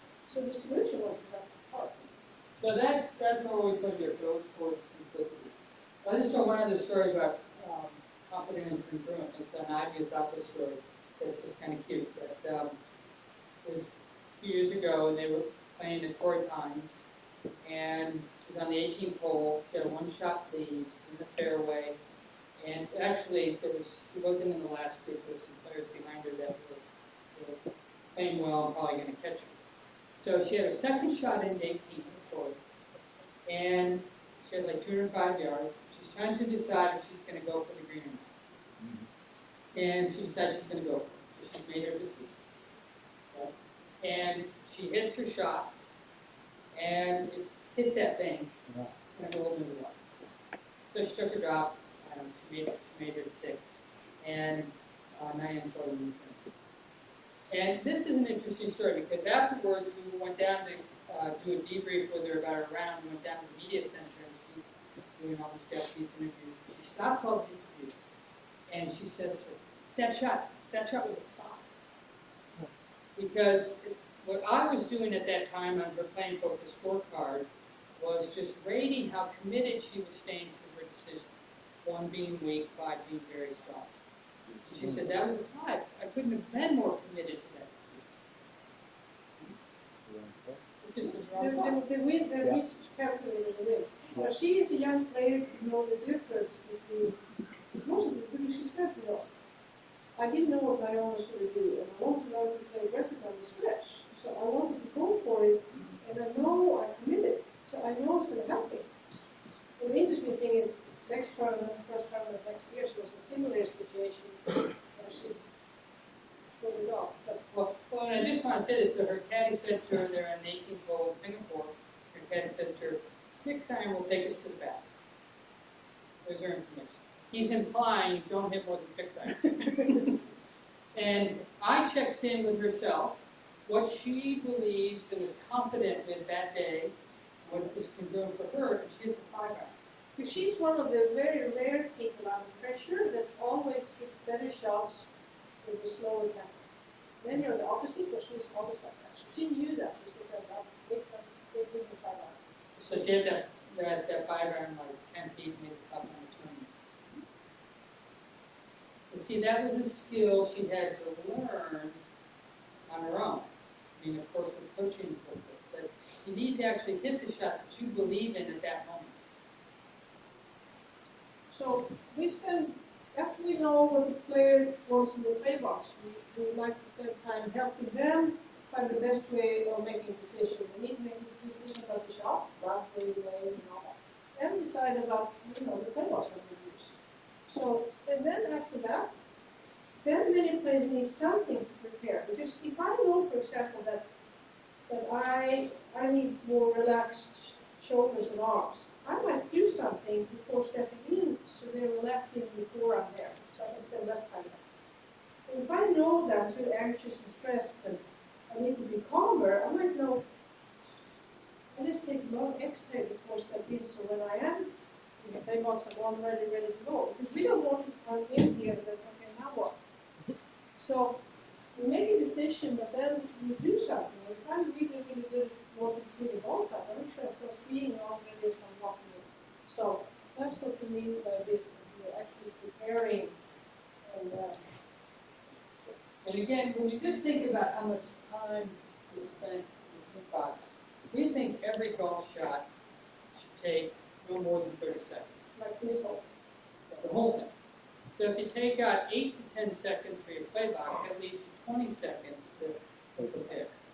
And then what is, this actually needs to, again, to be a skill that needs to be trained. If you spend all your time gathering information, you actually have no time to actually start preparing for your play box. You see that with people. They've done all this checking to make the right decision. Then they're a disaster. Yeah, and then they have actually no performance state, no play box. It didn't matter if they gathered all of it. So what is this commit all about? After you make a decision about your shot and your play box, darn it, you gotta do it. You gotta commit. Billy said it earlier, you gotta commit.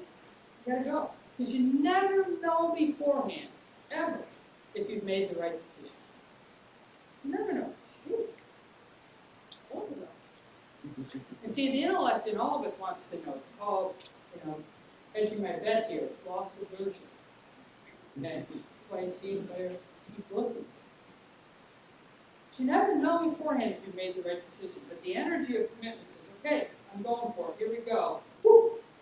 So Kevin yesterday, as we were driving over here, we were listening to DJ to a radio, and listening to Kevin's doing now, make a run at the, Ben Martin. And the thing they kept saying is, wow, Kevin's making all these committed swings. So we just texted him, because this was all about decision commitment. Is that you step into that play box and you make commit. They said you could totally see it in the way you played yesterday. But this is one of those human skills that belong to the fundamental game of golf. But we're amazed. We just have partners with all abilities more often to commit a decision than they start shooting better scores. Because what happens is the more good shots and misses get tighter. So they become a better player. It doesn't matter if they have 36 handicap or they're scratch golfers. To actually learn whatever I decided to stay committed to them and restore the elements, only that skill makes us better golfers and golfers. And it's really composite. Yes. When I teach my students, I tend to say to them that the commitment is almost more important than being right. Got it. Okay, so Absolutely. And that the energy of the commitment and what you want to do is huge. It's the game. And once again, we have many exercises around all these skills. But this, we don't see the sign here, but once again, I just want to show you, these are the things we want to be out in the golf course practicing. And this was my own choice some years ago, but what we did here with her, she realized, I never known it, but I don't know the difference when I really commit to something or when I'm weak in my commitments, but I know it's what happens in tournaments a lot. So we just went on the golf course, this was in Florida, and we just took turns, okay? We call the commitments from 1 to 3. So 3 would be a fully committed. 1 is a very weak, like you step off over the shot and you like down to everything. And 2 was the good. So we just had her practicing on the golf course, okay? And she told us, okay, I want to do a 3 commitment. I want to do 2 ones. But she just needed to be aware. What is the difference when I do it and not do it? You only play 2 holes and she got it. She needs to do that. Oh, it's when I talk to myself like this then. Oh, it's when I ask my caddy about how many times they are about it. I need to figure out what is it that makes the difference. And the only way to figure it out is to not stop it. The pressure is telling me what she needs. Then we asked afterwards, how should we do it? An interesting thing, I'll say, we coached quite a few Korean girls on the LPGA, that because they've been told so much their whole life, actually stand in and take the power and commit to the decision becomes really a good skill.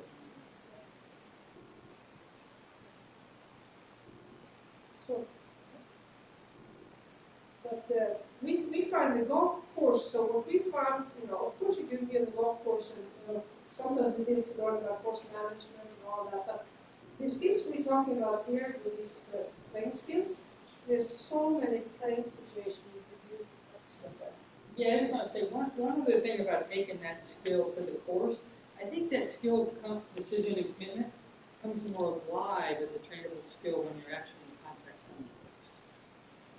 And then, I'll just say, now you can have, as a coach teacher, you can have two lenses going on. You're looking and you're talking to them about decision and commitment. And I often look through my other lens as well. When they're really committed to their decision, they're committed to their play box all the way to the end, how does their technique look?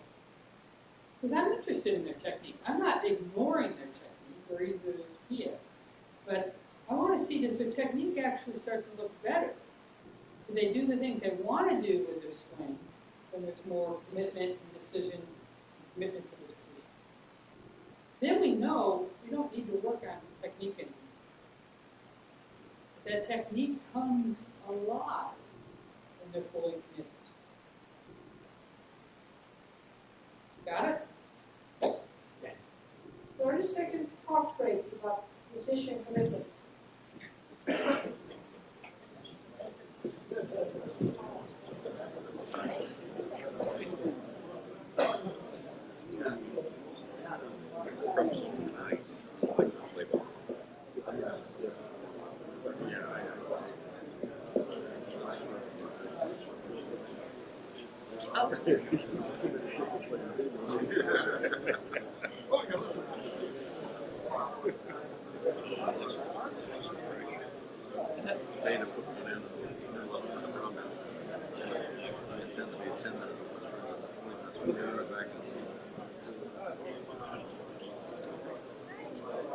Just wondering how you PJ.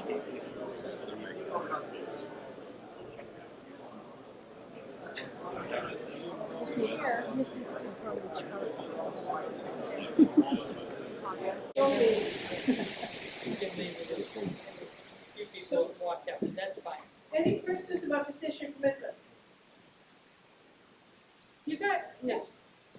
I just had a question, we were talking about a little bit here in the 30 seconds. Like, I'll use an example, Kevin Knox. Do you guys ever work with somebody just strictly on that, Absolutely. Yeah. that part that Yes. he could use very well instead of the swing part at all? Yes, we do. We do that a lot. We get very many of our players that, they have super great technical teachers, but they need help to handle these other things. We have it very often. And often that teacher and player will come together too. Because we're very used to working in teams and we like each other. And then that would be very helpful. And then some players that we work with, some players that we work with, we are also just their technical teacher along with these other playing skills. They don't have a separate technical teacher. So it just depends on the player and situation. But we feel many are lacking this other aspect, and we just wish for the future that more of us do it because it's so needed. That's what we really want. I think many golfers have heard, either by listening to Golf Channel, listening to commentary when they're watching golf, they know about that they need to commit to the decisions. It's talked about a lot on TV. So they understand it as a concept, but they actually haven't been put through a training with their teacher or coach on the skill. And that's where, as we said, we have our iPhone app and we have lots of other materials. But we set up just specific today what we're going to work on. Instead of working on, we're going to work on you making good decisions and staying committed. You just set that up with the training session. But make it an explicit skill that's going to be trained. And the way we look at it, we think it's an integral part of golf. It's not some extracurricular skill. It's something that every golfer can learn because we make it every shot we hit better. Never get away from it. Any other questions for that? Because we wanted to do, you know, we say every shop test, you know, we need to make a decision, commit, and then we have a play box. But we want to talk about this a few seconds after the shot, what happens, because that's a very, very critical place. Those maybe 10 seconds after the ball is gone somewhere. The memory box. Yeah. So this is one of the emotional skills of the 8 essential pain skills. And this is the one we call, we had to give it a name, we call it storage and memory. But it's how our brain, everybody's brain, operates in terms of storing and memory. And this is one of those things we just wish, and we get out earlier to the doctors of all ages and all abilities. So, Okay, so we're going to explain a lot of neuroscience here, a lot of brain science in this easy way. so every time we hit the golf shot, the ball starts at point A, I make a little swing, and the ball goes to point B. We all agree? That's all that really, actually, objectively happens, right? The golf ball just gets transported to a new place. It might be up in the air, it might be rolling, it might be curving, it might be straight, but it's in one other location. In the fairway, in the bushes, in the green, there's no ball in the bush. Yes? Yes. If it stayed at point A, what happened? Very good. Yeah. There's only two things that could ever happen in golf. If you're just out of space, seeing someone make a motion, all we see it goes somewhere or it stays.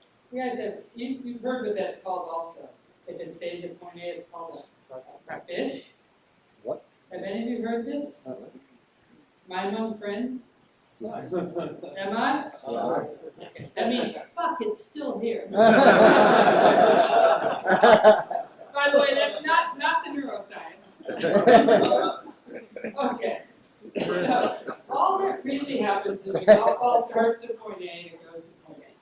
So whatever a human being who is experiencing this point A or point B, and as a human being playing the game of golf, we have a reaction. And our reaction is very subjective. It's my own interpretation, my own drama, my own judgment, my own opinion about what just happened.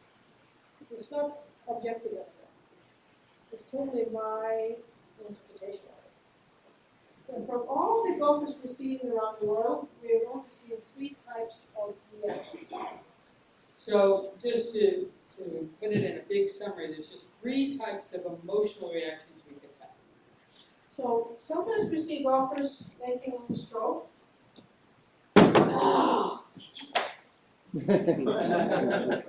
That'd be negative. And he is very extroverted here, which is not her nature. But she did that so you could see it. But you have to understand that some people will look all calm and collected on the outside, but it's like that or worse on the inside of your skin. So whether it's an extroverted reaction or an introverted reaction doesn't matter in terms of the brain science. So it matters with golf etiquette, but brain science and performance, it doesn't matter. And some play in the shot, and they stay neutral objective. Well, like the ball went stopped 3 inches to the right, and next time I want to check the slope a little more. So they might reason and analyze, but they're just objective. There's no like emotions, they're just factual. Ball is in the bunker. I'm going to double check the yardage. Wherever. And years ago, there was this famous Sebi one. He was asked, how did you 4-putt? You all remember this one? No. Yes, I guess I I That's objective. And of course, the third version, if someone is making a stroke, That would be positive. And again, like, Annika was often accused of not being extroverted enough when she was playing well. She's a shy Swede like me. And so she would be having that positive celebration on the inside of the skin. She just didn't do a lot just fine. but this is where it becomes so fascinating for us and so critically important for the future of our golf games. That the human brain operates like this. It has for thousands of years and it will 1,000 years to come. It operates like this on every human being on the planet. Then anything that we experience and we attach an emotion to, it's stored in the brain as a memory. So if something happens nervous and I'm emotional about it, the brain stores us in a place in the brain called the amygdala. So it's very, very, very great that we have this function. Very, very great. Because that's how we stay alive. If a little kid puts their hand on the hot stove, it's like a golf shot. They start crying. So the brain picks it up as memory. It's really good because that's how the child will learn. Next time you come close to a hot stove, you suddenly learn to back away. I don't have to think about it. It's in the older parts of our brain that it helps to stay away from fires, hot stoves, fires. We learn because the emotion has been stored and used as warning. We come to similar situations. But you know how many golfers we know that are totally untrained in this area. When they play golf, they give the golf shot, but it's a good golf shot. But the high achiever, they stay neutral, objective, because they know, yeah, that's what I want to do. So the brain is not picking it up, because I'm just staying neutral, objective. And then, anytime I hit a shot that is a little bit in the heel, or I mean like a ball flight, or I always, judging myself and shaking my head. And I'm wondering why I keep improving my swing, but I'm still not feeling confident after I get up to that place. And I think it's an issue. So many golfers who create these unbelievably library memories of missed shot in the brain, and they have very few memories of anything good. So how it appears That, everybody, taken to its extreme, is one, this is one way the neurocircuitry of the yips happens. This is how the yips get manifested. because you come up to shot and like, Big you come up to shot and you're like, heart starts beating, the hands are sweating, and it doesn't feel right. But it's been created by mismanagement. And your brain's saying, it's just golf, for God's sake, it's just golf. But your whole system is in fight or flight. The ancient part of our brain is trying to protect us. It's dangerous. Dangerous. And at this point, the intellect, or this part of my brain that says, oh, it's just golf, don't worry, just calm down. Can't, because the other part's saying, come, this is a hot stove. You told me so many times. You made sure I understand this, if the amygdala could talk. So the solution is super simple. We have the wish, the future of our game. From the first time we ever took out a golf club, what we're not holding Oxford. That will make a swing. I have two choices of actions. I can either be neutral, objective, or something really happy. That's it. It's really fun to see golfers playing that way, stopping that way. If you just took confidence as a skill, and you said, how do we create confidence? How do we grow confidence? This is how you do it. This is exactly how, if you understood the brain science, now you do. So how would I create confidence? How would I set up an environment where the players I coach keep growing their confidence So we're not about the asking, game and their ability to hit shots? so we're not asking everyone to be happy about bad shots. We're just asking you to be objective. You know what? I totally forgot about the payoffs. So that's fine. You can do any reason you want. We just want you to get away from emotionalize all the things you didn't like. It gets stored there. We have no other choice. So we just want us to learn to be more factual objective. And when we hit great good and good enough shots, please take it in. You don't need to show other people, but give yourself an inward slide for 10 seconds as you walk to the next shot, and you can create something very, very cool. This is one of those skills that Annika Sonnestad was best in golf at. She learned this in the early 90s. And I remember the first time I explained it to her, she just said, that makes sense, I'm going to do it. I agree.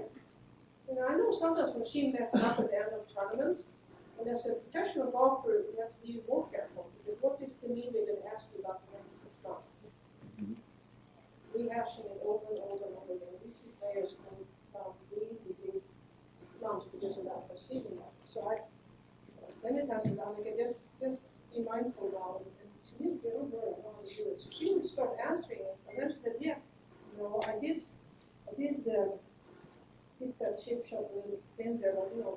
so happy what happened after that, so then I came back and I did this and that, so she would like answer, but then she would always go to things she knew would be good for her.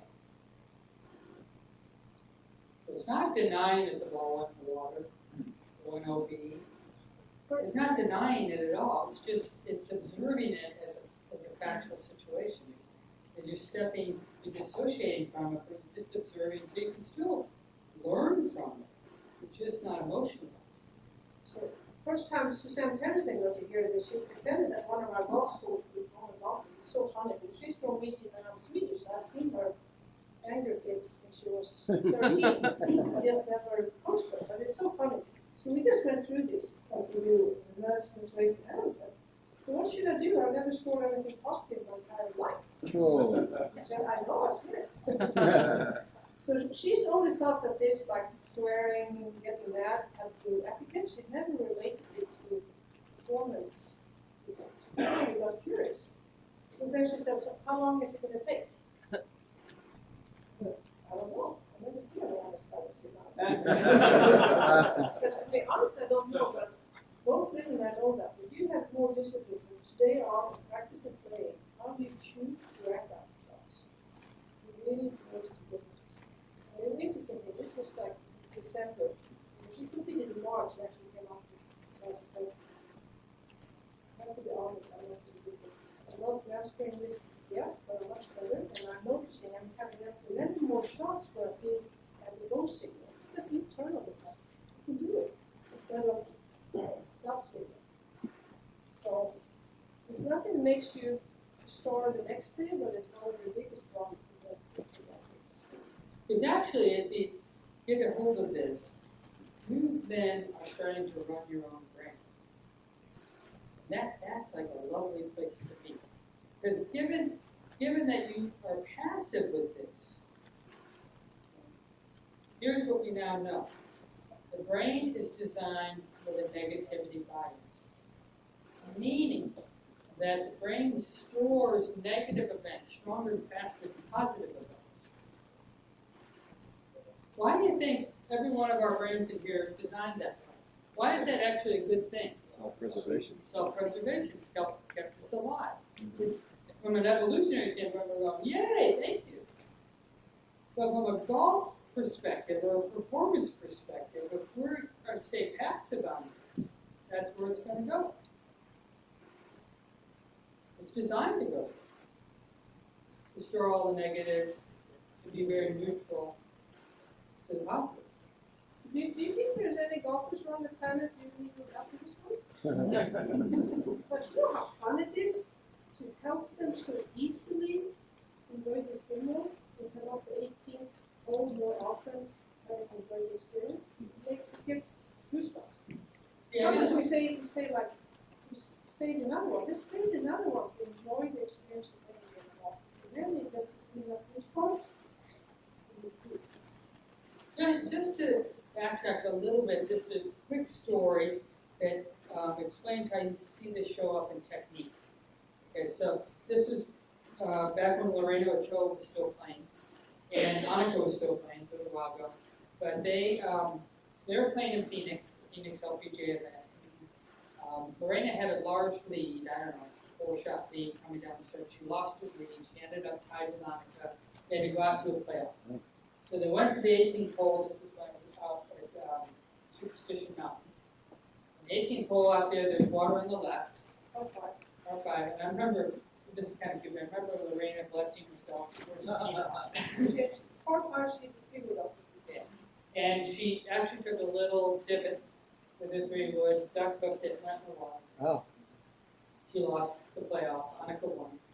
And because, Phoenix was close to Mexico, actually a ton of Mexican people were there to cheer Lorena on. And it now became like a Mexican humor. No, we didn't know. We just see everybody hugging, crying, all of that. We don't know. We just hope Lorena knows how to manage this. Because this wasn't just one storage to the amygdala. She had 200 family and friends around her. And a huge, emotional amplification by everybody. Oh! But, so we've always found it interesting that you stand That same year, the women's youth open was a charity against the Denver. And it was so cool on Sunday, because Sunday Marina came from Healthy Person to the Eagles and 124. The goalkeepers were out on the course of service other players, but the more that Marina is one of the coaches, like Eagles, and they all love Marina. How come you come back to the Eagles and, that's like when you was over, 1 month ago. And then 10 minutes later, the name was not up on the leaderboard. So it made it public with all the.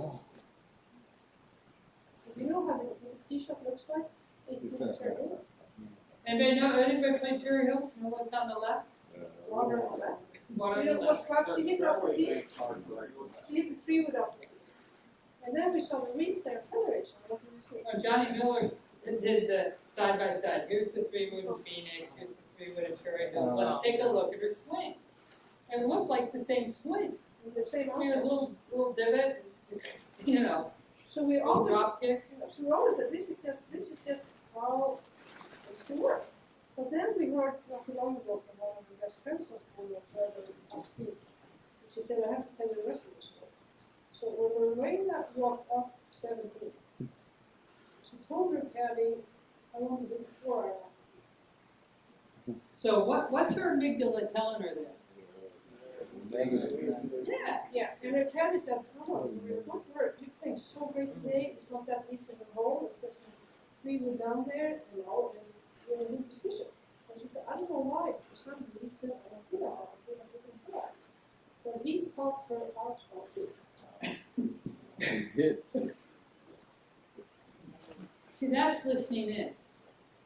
That's, a 4-iron off the tee at 18th hole at Cherry Hills with the leading the US Open doesn't seem like a wise decision. But nobody knows what's going on inside of Lorena. See, and I think the most fascinating thing, if you only have the lens of looking at technical, you're only going to see the technical. You'll think and say, oh, this is what she does with the 3-wood. But it was completely contextually bound to an emotional situation that had happened a couple months earlier. So. Same caddy, do you think? No, he got fired. The very next week. That's a true story. So the 3-1 is interesting. So that's why in the game of golf, we found this is so big because they're so hard on themselves. And it makes it so hard to have more fun and be more confident about golf. But just learning this, we see fantastic results. So the opportunity here, okay, because we have this old ancient brain of ours, this evolutionary hurdle, if you will, to move beyond, is that we take it on as golf coaches and teachers to grow the game. We're going to create a positivity bias. And if we were to do that, we would grow the game immensely. So people would go out and actually have fun playing golf. Seriously, they'd actually come off the 18th hole. That was a delightful experience. Here, I'm going to tell you about all of the shots I did. So, you just put this slide up. This is a by the way, but it's kind of significant because we're human beings as well as golfers. And human interactions outside of golf, just like meaning relationships, it's a 5-to-1 ratio. Meaning, if you have said something nasty, you need to tell out the 5 good things to offset. Because that's how the 3-to-1 This works. is the secret to happy marriages. Yeah. But the 3-to-1 in golf, it works. So if I scout a chip shot on the golf course, and I know I really stored it. I scouted it, I stored it. My friends have been teasing me, so I know I stored it. I want to go to the chipping green afterwards to hit at least 3 good ones that are stored to offset the 1 negative I stored on the golf course. So we can't erase the past, but we can work to manage it. There's a huge story. We did some training last year for the teachers at PGA Tour Academies. And the head of that, Travis Fulton, we were presenting this. Also, he brought out his phone. And he goes, hey ladies, he goes, I'm still listening. He goes, but I'm just getting ahead of the game here. So this is funny. This is funny. This is just spontaneous thing. We did the golf school at Golf Stream in Delray Beach, Florida, private club. We've done 5 golf schools for the members. We have more than, close to 50 of the members go through the trainers training, and then the pros of the club, they keep supporting it, and it's totally changing the environment we got. It's really cool to see. But these are two gentlemen, we didn't tell them to do this, we just explained the bullshit reactions. And one of them is an RNA member, and one of them is A very accomplished businessman, he started NASDAQ. but they played golf. Oh, wow. They played golf like their entire lives. But they realized that they become grumpy old monkeys. And they're way too hard and critical, and they understood now why they're not doing the game. But when we went out to do the on-course training, they just spontaneously did this all on their own. Yeah, right. That was not queued up by No. us. It's the head coach there. There's an old saying, you can't stick and be a friend at the same time. Exactly. The brain can't go there. Okay, 30 seconds with each other about this push-up reaction. Storage and memory. Oh. About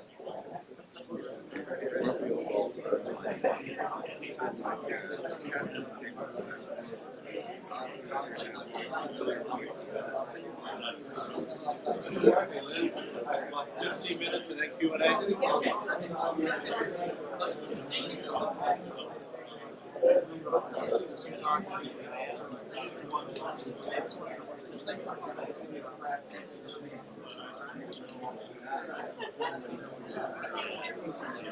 I'm just going to take it on live.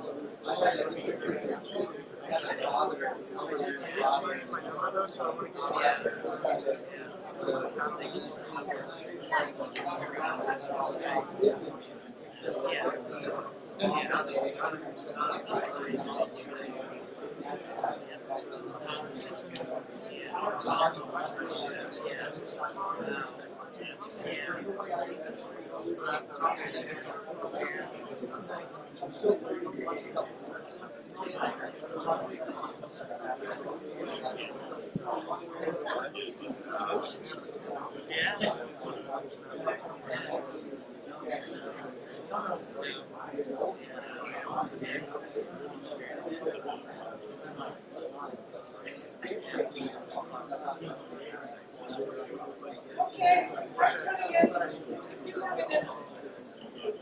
So any questions first about the push-up reaction? What's that? Any questions about it? What if they already have the yips? Oh, yeah. Either driving If you or already have the yips.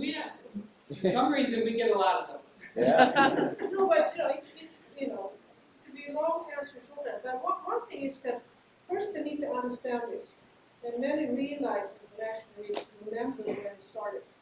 So they need to understand that and understand from today on, start creating a new library. So if they haven't been shifting, that they need extra many shifting practice sessions. That anytime they do something gratefully good enough, to take 10 extra seconds and soak it in. So to rewire and that. Well, I was just saying, Tim Park came to us because he really had this pretty bad with his chipping. And well, this is a long story short, but he figured out that he would go out and he was trying to do this and he understood all this, but when he hit a chip a little bad or he'd skull it, he just couldn't help himself, he'd go pursue it. So this is was his solution. He just stopped practicing chipping. That's it? Yeah.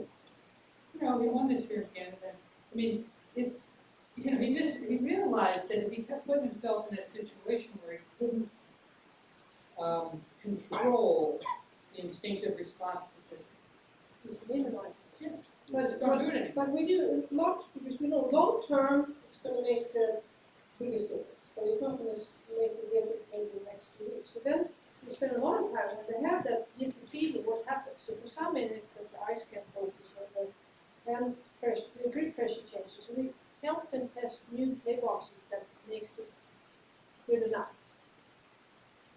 And then start the journey. But then you need to understand first, like, this is not like some behavioral talk, you actually understand now how my brain has created this thing.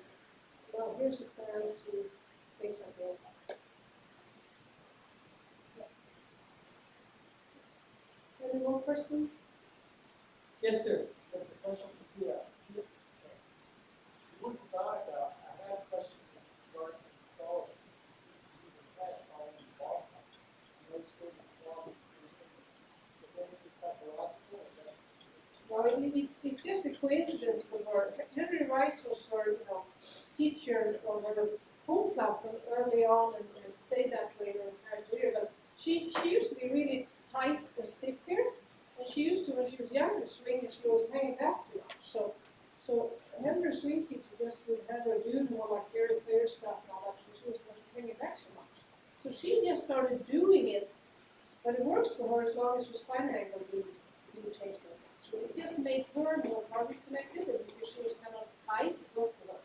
So it's really more physical than mental. So it's one of those unique things that happened. I have to say, all the greatest players through the history of times, the one thing they all have in common is that they have unique offsprings. And the next best ones in the world, we promise you, they're going to have the same secret. So that's just how that happened. She's always been good enough to not compare herself, but she knew this works for me, and I'm stay that way. Is there one play box that is chosen more than another that works better than others? Wish I could say, oh, there's a secret nugget. No, honestly, there hasn't been. And I will give you now an opinion, no science. I think the visual play boxes have been imposed on many people who can't deeply get into that visual. And I'll say that came from Nicholas and others saying, Nicholas really said, you have to see the shot in its entirety before you hit it. Some people actually can't visualize. But but there are tendencies, for example. Like often, if you get men that are 50 years and older, and they play golf for a long time, but they're not as physically fit, usually something with tempo and tension around it usually stand back good. So I mean, those are things we have. And then you need help to have something to stay with and prevent it, because then they get too caught up in contact and outcome that they don't stay with things. You need something that they stay with. Okay, a few more things before we have more. I was just going to, one thing is, if you want to take it on, to start creating a positivity bias with your clientele or at your club, here's some things that you want to start doing. Because there's an understanding how the brain stores memory. That the duration of stores, so if you just stay with it, let's say you hit a shot, and you hit it, it's a good shot, just stay with it. Even as you walk, you don't have to stay in that position. You can just like, you go back and you walk along the fairway. Just the longer you stay with the emotion, the more it gets stored. And then the intensity of it. And that's why the Lorena story is just interesting, because it's just so intense. That's why team events, you see these getting so amplified, both good and bad. This is what the Ryder Cup task force has to take. Yeah. The more senses that are taking in the event. So we won't talk after rounds. When we go home, we sit in the car, we play what it looked like, what it felt like, what the sound was like, all the good shots we get. I just heard a little, I didn't hear it, I read it from Golf Digest, and it was a July issue. Jason Duffner, when he's flying home after a PGA event, he sits on the plane and he dedicates time to keep playing in a very full sensory way, all his good shots. Very smart. Very smart. So that's how you do it. And we'll say anchored events, but just the more you create like actually happiness around playing even good golf. It doesn't even have to be great golf. You've got now some momentum towards creating a positivity golf. So, as we said this morning, once again, what we want to come back to, the game of golf and to teach, coach, instruct in golf, we just like to open up the golf skills and the human skills, and both are integral to our game. And how can we bring that more into what is normal for golf teaching? So we learned three of them now: the play box, decision commitment, and then the push-up. So one of the things we want to do with the golfers is we said everybody's unique. We said everybody's variable. And we never have 2 days that be the same as golfers ever. We never will. So we have that human variability. And we want to talk about that upfront so they understand that it doesn't feel the same today as it did yesterday. It's very normal. It's very normal, not only because the weather might be different or conditions are different, because you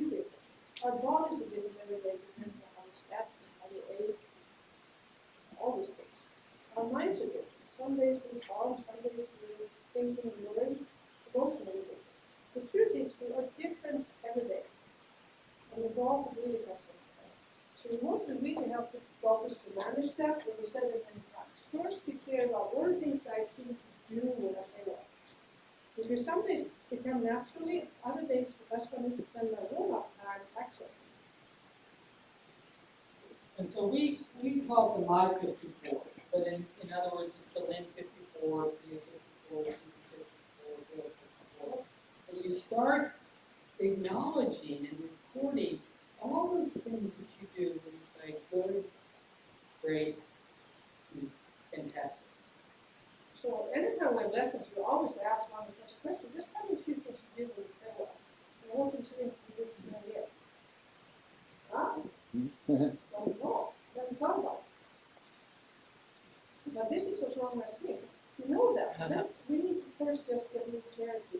One thing to know to do is that once again with Suzanne, first time ever we had the opportunity to coach her. We've seen her that. And I said, how was it having a good class? I've seen it one of some of those spectacular shots on the picture and so many cut matches and all that. And we didn't manage to do it. How do you do it? I always want to ask you. I think she answered. I don't know. I don't thought about it. Yeah. You don't really know the best in your own, and you know how to do it. Actually, you don't even know exactly how to do it. You can sleep the whole night. And then she came the next day and said, well, I don't get it. I don't get it. I don't get it. It was like, well, I'm under pressure like that. What pressure do you make? I just don't think. She didn't think that was good. And then she said, I see it, I feel it, I just go. I don't worry about consequences, I just go. But she never talked about it. This is something she can learn more. Have you ever, obviously as a guy that was coaching in Europe and then in California, the first time we coached him, he said to Mark Wells about Arizona, that's not 69. He goes, but what's interesting about that now is I was kind of stressed because we were late into the course, I didn't get any warm up.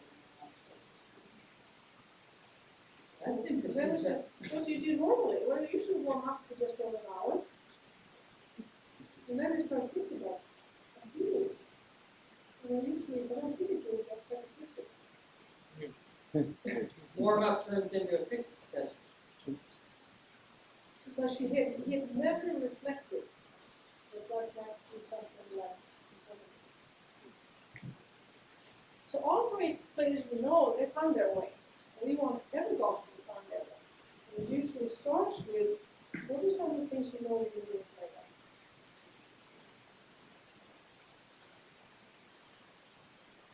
well? And then, we all have this way we get in our own way. We call it the not 54. And whereas we have these unique characteristics of how we're great, we have these unique characteristics of how we mess up. So this might be one of the main things we want to do with any golf. Because then they can start managing themselves. Because we all are so consistent. So what we first have to know is anytime something bugs me before about my decisions, or when something bugs me before it starts swinging too fast, or when I swing too fast, whatever it might be, we want them to get and tell them. The most before is usually comes to visit us every day. Some rounds visit us many times.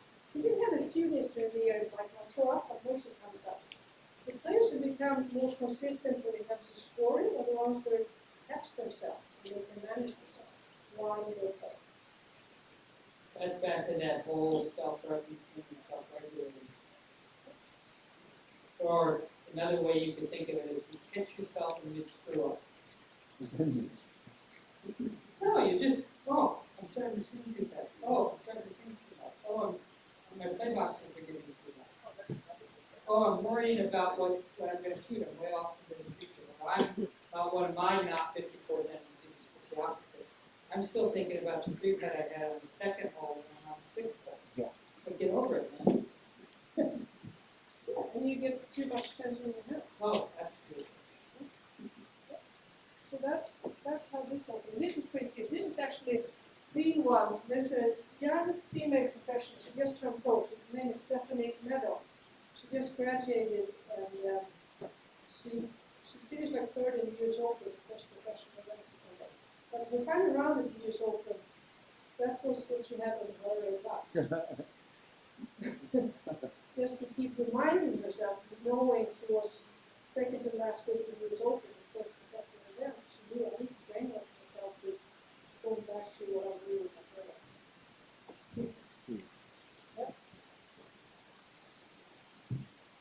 What did you do this one? This one, let's like that, wait till Well, it you know, I know, one of the things is that, well, Pia, you're the one, you often say you're the Yoda. What's Yoda's famous line? Do y'all remember? Yeah, do or do not, there is no try.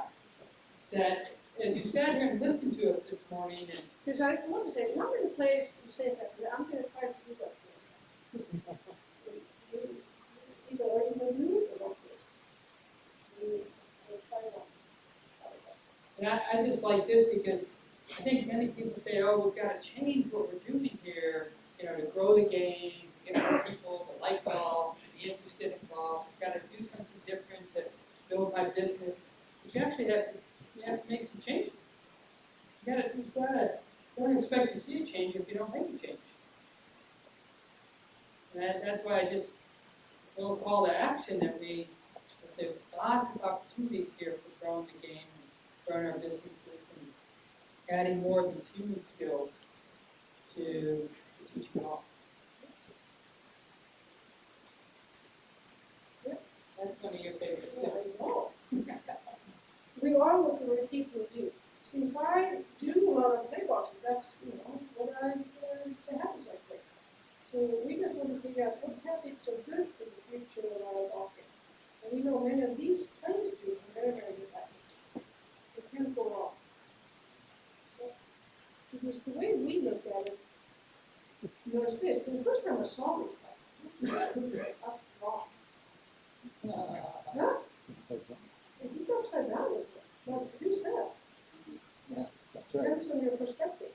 That's the way you're looking at it. So we just want you to think to yourself, what is the perspective I want to have as a teacher, coach, instructor going forward in the golf? And we just find that the opportunities are amazing because we've come so far in so many areas with equipment, fitness, and golf technique. And we just want to add that 4 dimensions. And we just try to do that with the equipment and fitness and technique. We have a really good package. And in our profession, we can do a lot throughout the day.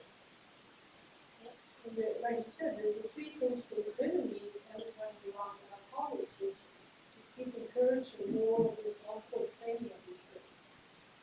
And to once again add the playing skills and help golfers manage those skills. We are passionate about So with that, we'd love to open it up to some questions and about what we talked about or anything else that you might have relative to your own performance or to your client's performance. Other questions? When it comes to age, obviously we want to get players in the game young. When it comes to retaining this kind of information or teaching this to young players, how do you go about doing that? Yeah, how we do it with the young golfers.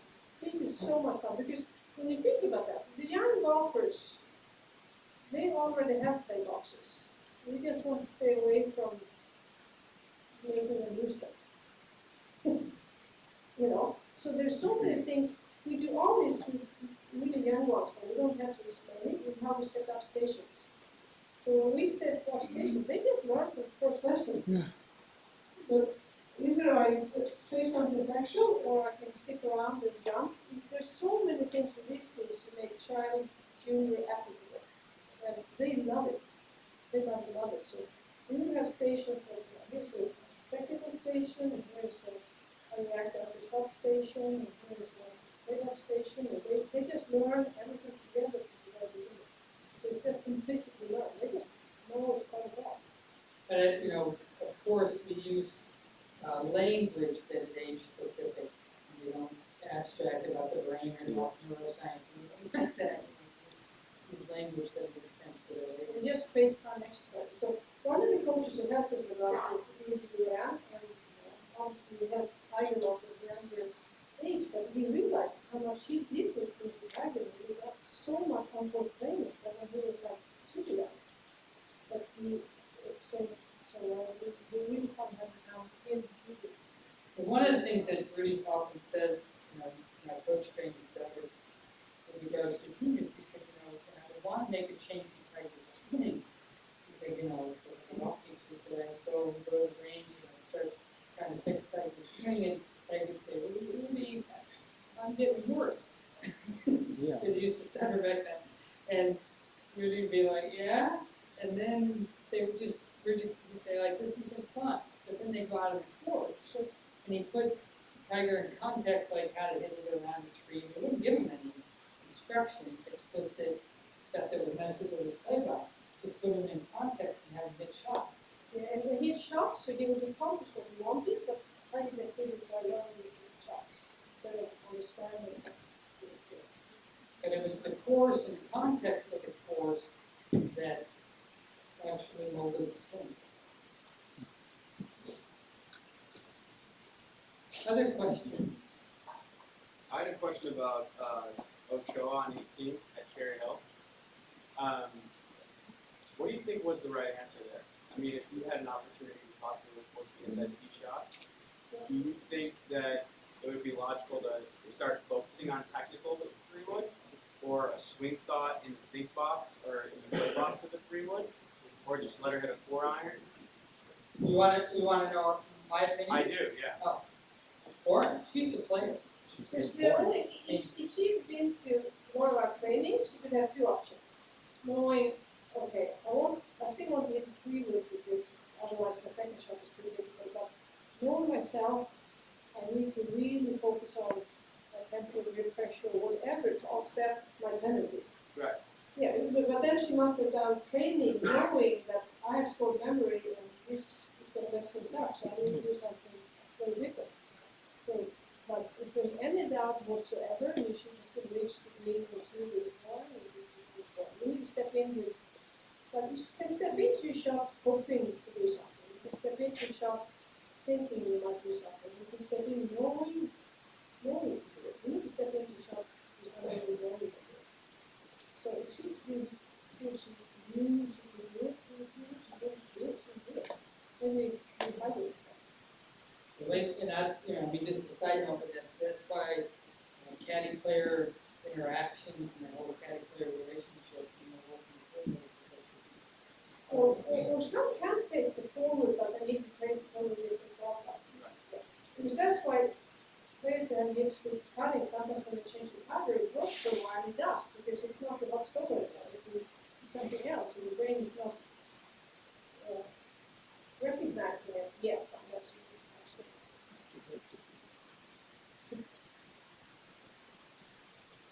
Yeah, you all got that, because like you can go left hand low with the hips, but if you keep mismanaging your emotions, you're going to take on the skill group, this gives you a good opportunity.